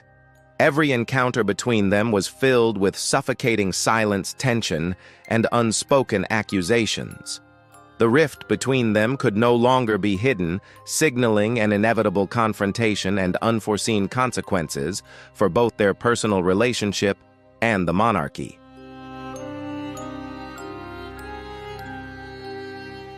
While Charles grappled with the pain of losing his ring, a sacred symbol of royal heritage, Camilla seemed to be forging ahead with her own agenda. She disregarded the cost to her husband, making bold, unilateral moves in matters of state. For her, the ring's disappearance was merely a minor inconvenience. Camilla continued down her chosen path, unhesitatingly dismissing any worries or potential consequences that could impact their relationship and the monarchy.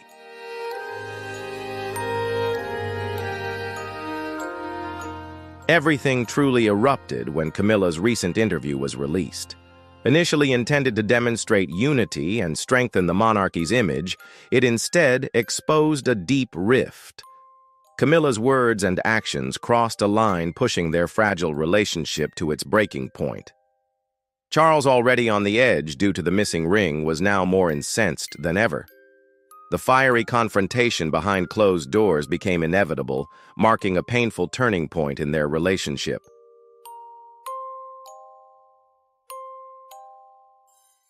Looking back, the relationship between Charles and Camilla has always been rife with tension, arguments, and hurt.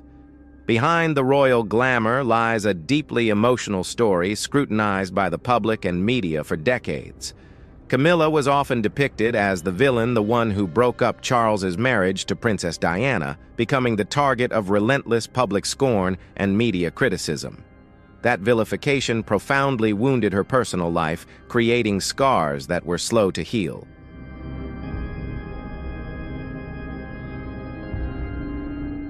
Not only did she endure the harshness of public scrutiny, but Camilla also felt lonely and betrayed by the very husband she had trusted most. She always hoped Charles would step up to defend her honor and dignity, that he would use his power and influence to counter the wave of attacks. In reality, she frequently felt like an outsider abandoned in a battle beyond her control. The wounds from the past were never truly healed. That resentment and pain simmered like a slow-burning fire within Camilla's heart.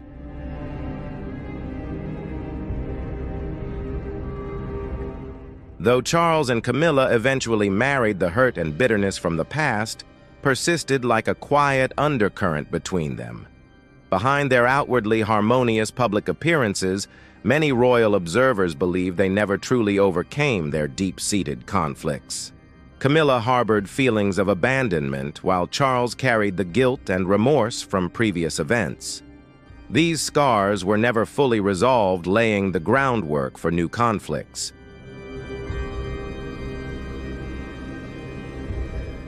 In recent months, their relationship grew even more strained as Camilla's power increased.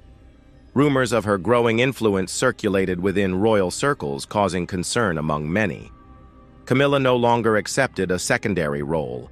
Instead, she demonstrated independence and assertiveness through significant decisions, often disregarding many traditional protocols. Her candid public interviews, where she openly expressed her views, further fueled speculation about her ambition and preparation for an even more powerful position within the monarchy. These moves were not fully acknowledged by Charles, leading to underlying conflicts and mounting tension.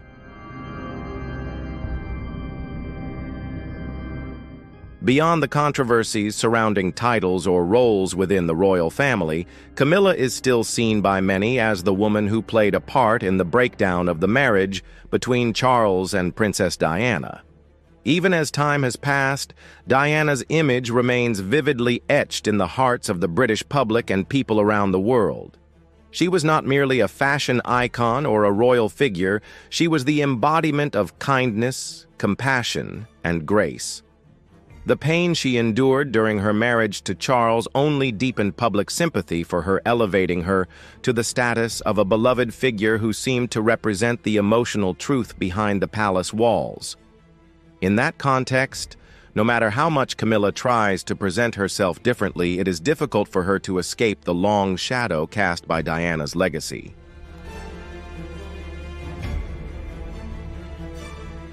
For this reason, Camilla's increasingly prominent presence in her new role has not only stirred conflicting reactions within the royal family, but has also reignited a wave of complex emotions among the public. To many, seeing Camilla in a position that Diana might have rightfully held is difficult to accept. Their reaction is not just to Camilla as she is today, but to the unresolved memories of a painful past. Her presence, even though now officially recognized, serves as a reminder of what was lost, not only the collapse of a royal marriage, but the enduring image of a woman who left an indelible mark on the soul of a nation.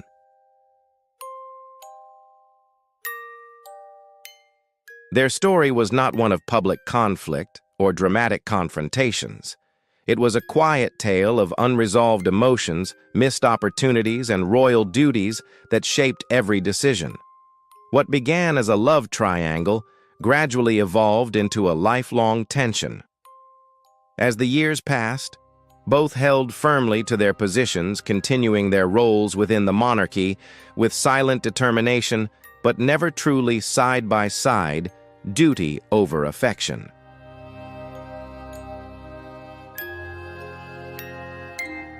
She understood that many within the monarchy and the public held strong opinions about her.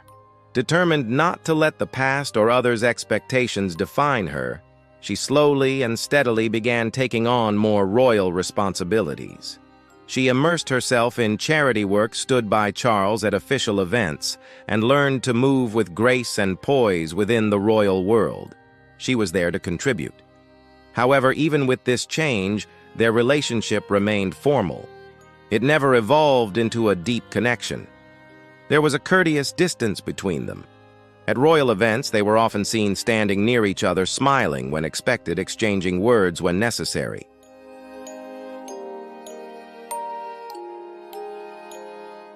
But their smiles rarely reached their eyes, and their conversations lacked warmth. To the outside world, they appeared polite. But to the more observant, it was clear that their relationship was more about maintaining appearances than enjoying each other's company. Much of this quiet tension stemmed from the differences in how they viewed their roles.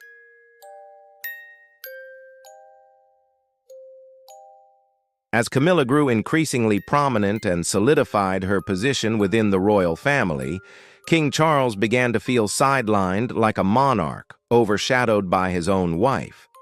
According to close sources, this created a deep sense of unease within him. Charles didn't want to be seen as a mere supporting figure in the royal narrative. He was determined to reclaim control and his true standing. He wanted to remind the public that he remained the sole head of state, holding the highest authority and responsibility within the British monarchy. One of the most pivotal moments in this struggle to regain power and respect came when Charles demanded the return of a precious pinky ring. This ring was far more than just a piece of jewelry. It symbolized his very soul and was a treasured emblem of his status and authority. Claiming the ring back was a clear statement that despite the changes around him, he was still the leader who could not be overshadowed or replaced in the eyes of the public or within the royal family itself.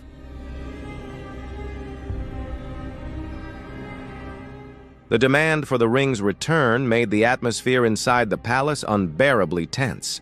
Witnesses described it as nothing less than an emotional explosion. Charles, filled with pent-up disappointment and fierce anger, directly accused Camilla of taking the ring he had been desperately searching for. His voice was laden with resentment, urgently demanding the immediate return of his sacred treasure, as if the ring was an inseparable part of him.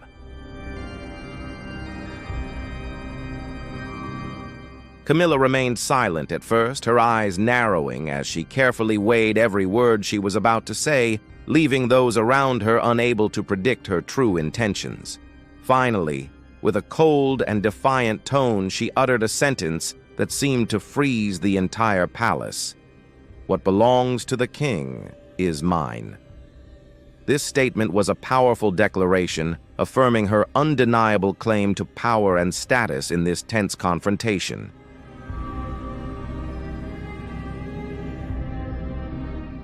Camilla's words landed like a fatal blow, cold and powerful, stunning Charles. Without hesitation, she retrieved the ring from her purse and placed it on the table before him, returning it with ease but loaded with meaning. This scene only ignited Charles's fury further, his frustration boiling over, causing him to explode. "You're done!" He roared, his voice unmistakably conveying pain, betrayal, and indignation. Instead of retorting with words or mirroring his anger, Camilla calmly turned and walked out of the room. Charles could only watch in stunned silence, confusion evident on his face. Those within the royal household who had long observed the strained dynamic between the couple recognized that the rift between them had reached an irreparable point. Their already fragile relationship now seemed to be officially broken.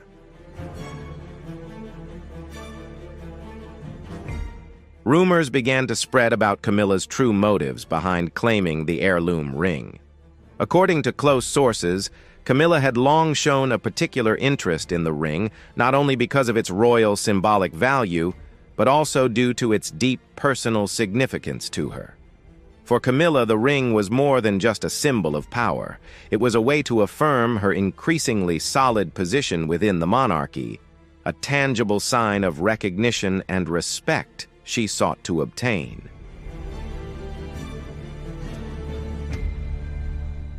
However, Charles viewed the ring very differently. To him, it was not merely a piece of jewelry or a symbol of authority, but the very soul and identity tied to his deep feelings for his family and his role within the royal family. That is why when Camilla repeatedly demanded to possess the ring, Charles firmly refused. This refusal was not just about protecting a material object, but also about safeguarding the emotional and personal values that the ring represented.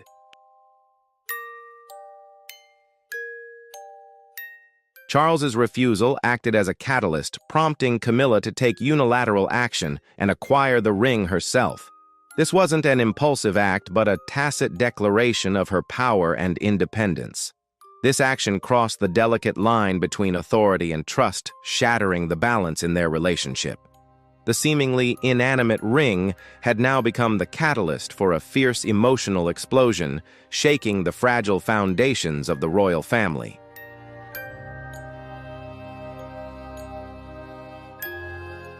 Currently, Camilla is reportedly on a temporary retreat from royal duties, leaving the palace in an eerie silence. The question isn't just whether she will return, but whether this royal marriage can withstand the unprecedented shock stemming from a small symbol like the ring. The future of the British monarchy stands at a volatile crossroads, and the world watches every next development with bated breath.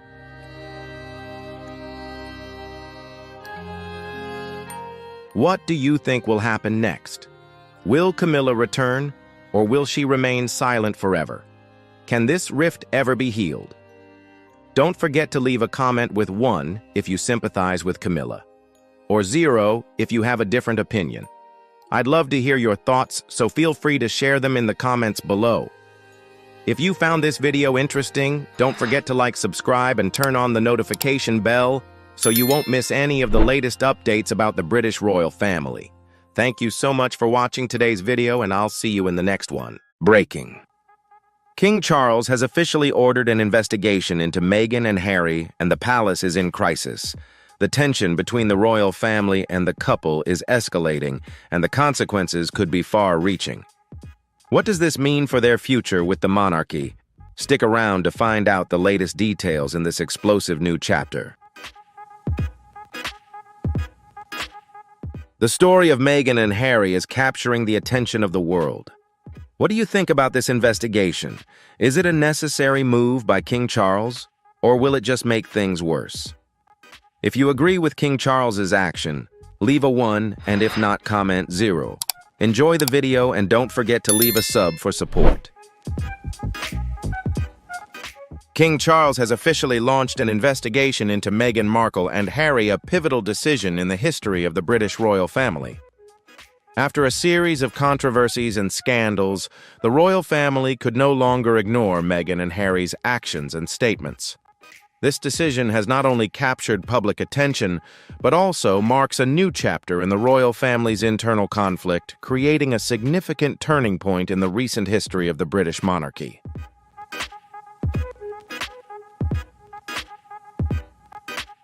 This is said to be the first time in British royal history that an official investigation has been launched into members of the family. This decision not only marks King Charles's direct intervention, but also sends a strong statement that the reputation and unity of the royal family must be protected at all costs. Is this a fair response to Meghan and Harry's actions, or is it simply a strategy to restore the royal family's image in the eyes of the public? Will Meghan and Harry take this seriously enough to ensure such an investigation is truly thorough?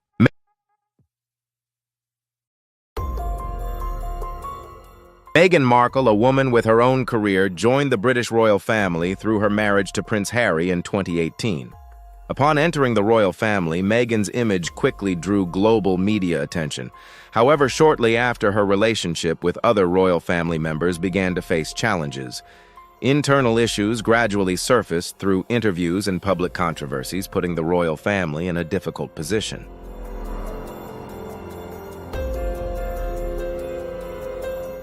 Meghan began to share her experiences regarding allegations of racism within the royal family, as well as the injustices she claimed to have faced during her time living there.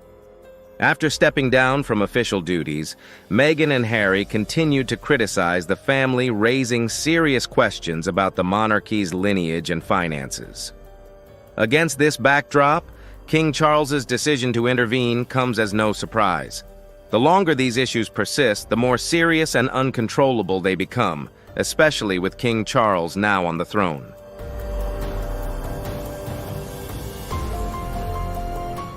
King Charles cannot allow this situation to continue, as it not only affects his personal reputation, but also undermines the stability and image of the royal family. Meghan and Harry have sparked significant public outrage, and if the royal family does not respond promptly, the instability could spread and lead to chaos within the institution.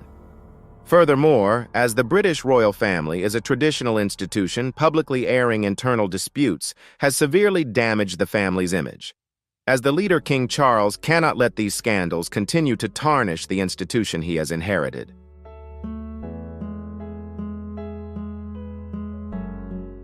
The official investigation initiated by King Charles is not only a strategic response to protect the royal family's reputation, but also a way to consolidate his power, demonstrating that he can effectively handle complex issues. However, what's noteworthy is that this decision may not only shed light on the ongoing problems, but also spark new controversies. The continued division of the royal family in the eyes of the public seems inevitable. Will King Charles be able to maintain fairness in this investigation, or will his decision be misunderstood?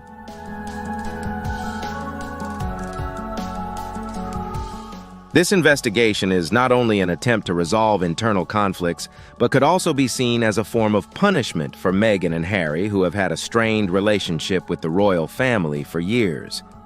Does this investigation genuinely aim to clarify the issues, or is it simply an effort to address internal tensions? These questions are not only for the royal family, but also a primary concern for the public.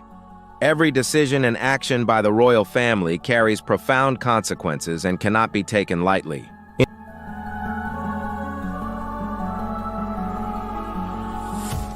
In his effort to protect the royal institution, King Charles is fully aware that these actions could significantly impact family relationships. From maintaining stability to addressing members no longer engaged in official duties, the investigation launched aims not only to clarify the conflicts, but also to reflect King Charles's ability to handle internal family issues within an institution under immense pressure from the media and public opinion. King Charles's decision to open the investigation could be seen as an effort to restore his public authority, but is it a comprehensive solution to all the issues, or simply an action to preserve personal power within the royal family? Meghan Markle and Prince Harry have had a tumultuous relationship with the royal family.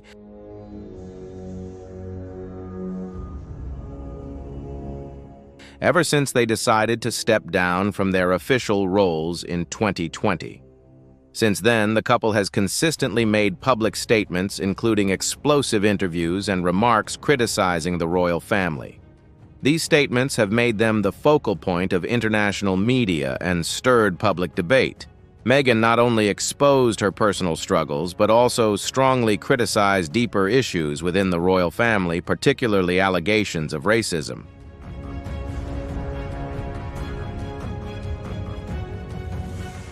Meghan openly shared her experiences with racism during her time as a member of the royal family, particularly in her 2021 interview with Oprah Winfrey.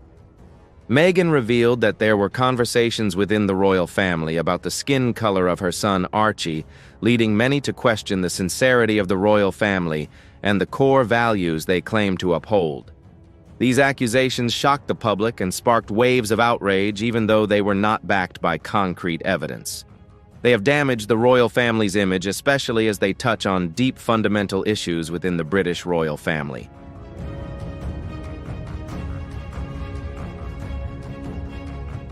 Meghan and Harry did not stop at allegations of racism, but also raised questions about the royal family's bloodline, particularly concerning their children. Although these questions were not supported by concrete evidence, their public airing has led the public to start questioning the transparency and legitimacy of the royal lineage. These statements not only caused confusion about the relationships within the family, but also made many wonder if the royal family was hiding something. Furthermore, Meghan and Harry's actions have prompted the public to question whether they are using the royal family's fame to build their own careers.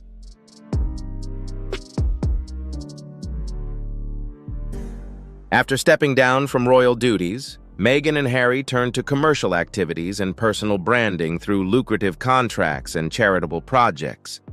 This has sparked controversy over whether they are genuinely seeking personal freedom or simply exploiting their royal status to make money.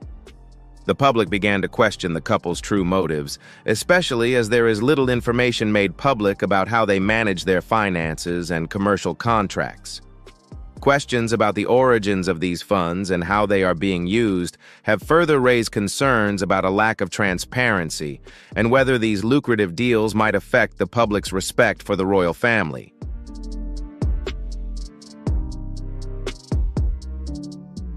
The public accusations and lack of restraint in Meghan and Harry's statements have deepened the divide not only within the royal family but also in global public opinion. These actions may have negatively affected the royal family's image, leading many to question the sincerity and decisiveness of the monarchy.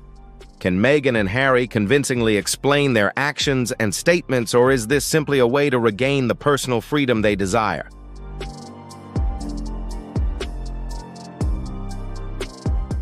The investigation initiated by King Charles is not a simple decision, as it is not only a response to the personal conflict between Meghan and other family members, but also a move to protect the stability and image of the royal family. The royal family is not just a regular institution, but a symbol of the nation and long-standing traditional values. Therefore, allowing members to cause public conflict would severely affect not only family relationships, but also the image of an entire nation. As the leader, King Charles cannot continue to ignore the disruption caused by Meghan and Harry, especially when their statements and actions have stirred up turmoil not only within the royal family, but also in global public opinion.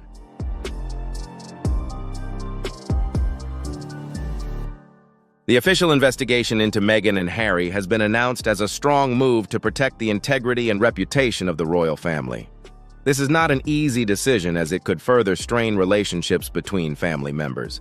However, in the context of the royal family facing constant criticism from the media and the public, King Charles's decision is not only a firm step, but also a statement that the unity and reputation of the royal family must be protected at all costs. The purpose of the investigation is not only to clarify the allegations made by Meghan and Harry, but also to verify the authenticity of the information they have made public, ranging from accusations of racism to doubts about the royal family's lineage and finances.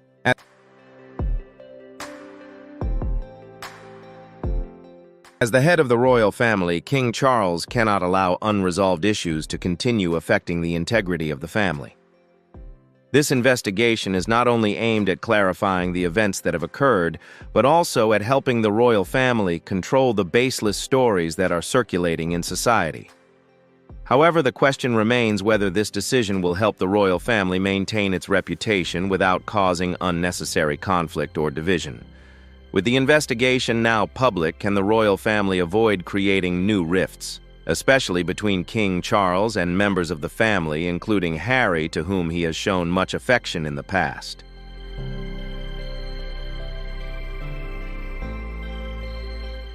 The decision to launch this investigation reflects the responsibility King Charles feels toward the royal family, the generations that came before him, and the nation. The royal family is not just an ordinary family, but a symbol of the country and its long-standing traditional values. Therefore, allowing members to create public conflict would not only affect family relationships, but also harm the image of the entire nation. With his leadership role and responsibility to uphold the traditions of the royal family, King Charles may feel that there is no other choice but to open an investigation to clarify any issues. This investigation will not only help King Charles and the royal family address the accusations made by Meghan and Harry, but could also provide an opportunity to establish clearer guidelines for how the royal family should operate and behave in the future.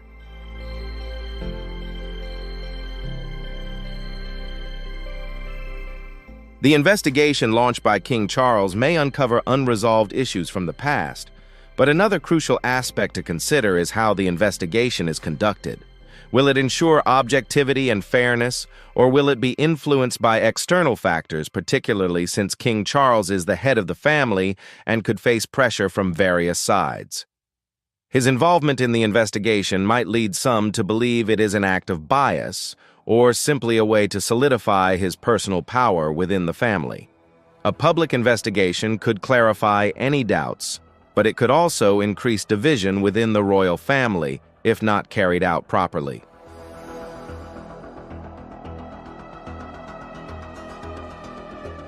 This investigation is certainly raising important questions about fairness and King Charles's involvement. What do you think about the fairness of this investigation? Is it a fair move or simply a way to consolidate his power? Share your thoughts in the comments below. Don't forget to like and subscribe so you don't miss any upcoming videos.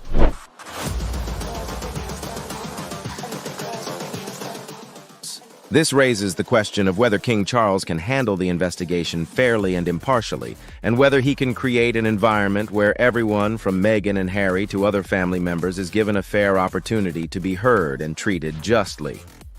Maintaining the integrity of the royal family and handling internal issues delicately is something King Charles must do to protect the family's reputation. This investigation also raises a significant question about whether the royal family can safeguard its reputation without creating further instability. Will this investigation help clarify pressing issues and restore the royal family's integrity? And how long will its impact last?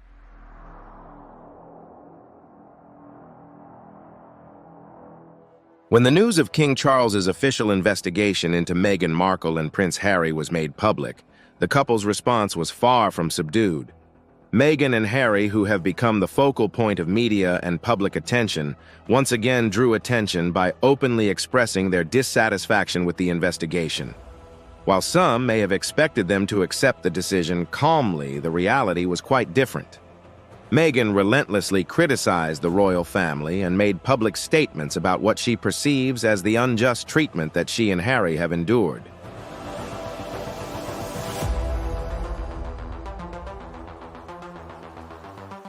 Meghan publicly criticized the royal family in a recent interview, emphasizing that she felt hurt because the family did not protect her and Harry from public accusations and criticism. She described the investigation as an attack on their dignity and their right to personal choice.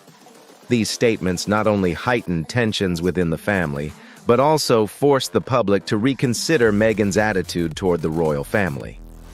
Although he has not directly participated in recent interviews, Harry also expressed his disagreement with the investigation through Meghan's statements.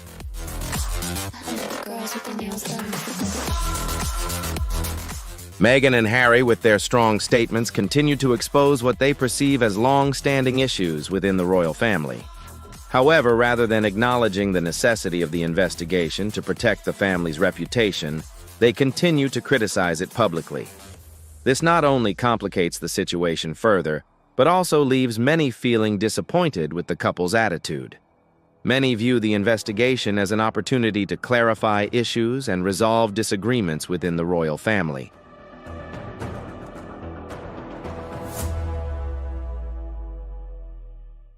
However, with Meghan and Harry's strong resistance, the question remains whether their continuous opposition will yield positive results for both them and the royal family. Although Meghan and Harry may be media stars, returning to the royal family and regaining public acceptance may not be easy if they fail to adjust their behavior. Continuing to resist without self-awareness will only distance them from the family and make it harder for the public to sympathize. It can be said that Meghan and Harry's response has highlighted an undeniable reality: their shamelessness and lack of self-awareness as they refuse to reflect on their actions and the impact they may cause. This not only reflects an issue in their relationship with the royal family, but also underscores the deep divide between a responsible family and individuals who want to protect their personal freedom without fully understanding the long-term consequences of their actions.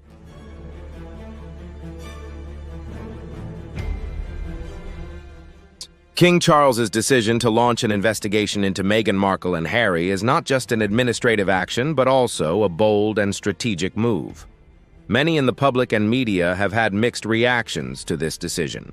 Some argue that King Charles is being too harsh and decisive, while others believe it is a necessary action to protect the royal family's reputation, which has been severely damaged by the scandals surrounding Meghan and Harry.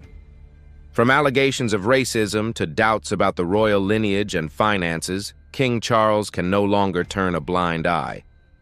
As the head of the royal family, he understands that the family's reputation cannot be further jeopardized.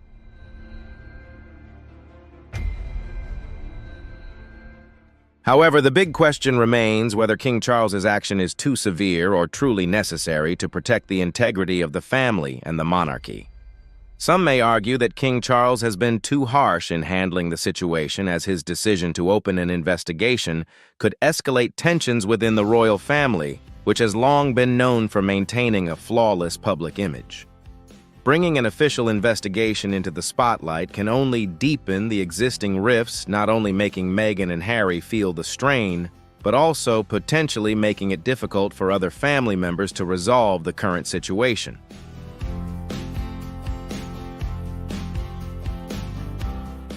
While King Charles's decision may lead to a public investigation that could diminish the royal family's reputation in the eyes of the public, he cannot ignore the actions of Meghan and Harry, as these scandals not only affect them, but also threaten the stability and reputation of the monarchy. The decision to open an investigation is a bold move, but is it the only way to address a long-standing issue that has increasingly become more serious? King Charles must not only protect his family, but also maintain the image of the entire institution, which requires firm and decisive decisions in such a long-standing family tradition as the British royal family. Allowing scandals and conflicts to unfold in silence is simply unacceptable.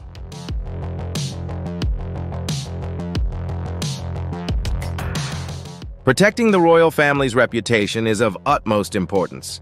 Any weakening of the family's image can have severe long-term consequences ranging from losing public support to damaging international relations. As the head of the royal family, King Charles cannot rely on softer measures. The scandals created by Meghan and Harry are not just personal matters, they affect the entire institution. The decision to launch an official investigation could lead to a comprehensive solution to these issues, while also sending a clear message: the royal family will not tolerate actions that harm their unity and reputation.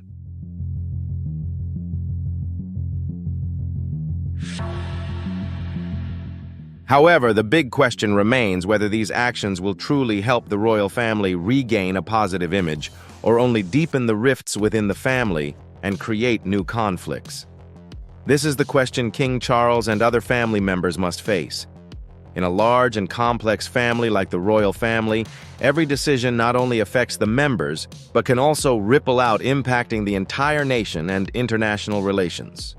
Protecting the royal family's image in the eyes of the public is crucial, but that doesn't mean sacrificing personal relationships and familial bonds.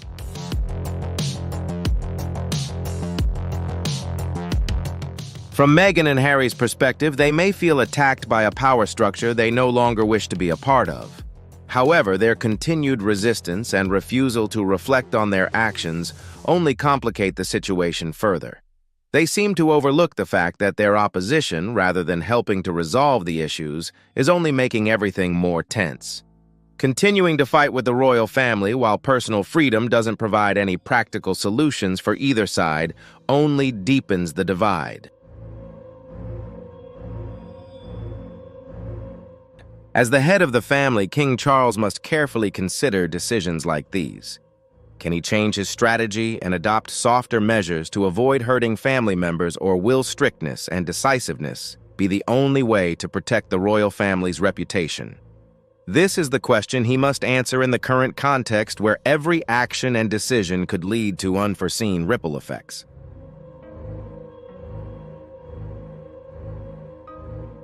The future of Meghan and Harry within the British royal family is a topic that not only captures attention, but also raises questions about the relationship between individuals and the institution. Although the couple stepped down from their official royal roles in 2020, conflicts and controversies continue to simmer. Their actions, from publicly criticizing the family to making claims about race, lineage, and finances, have not only caused divisions within the royal family, but also profoundly affected the way the public perceives them. The investigation initiated by King Charles further clarifies the boundaries between those who have left the royal family and those who remain members of this institution.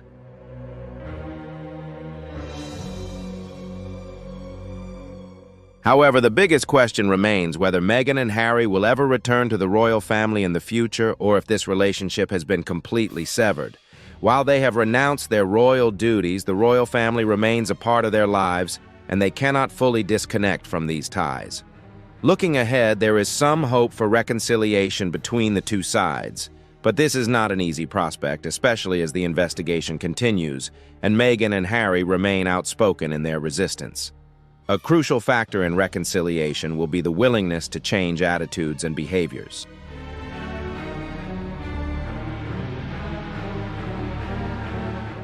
If Meghan and Harry wish to reintegrate with the royal family, they will need to confront long-standing issues.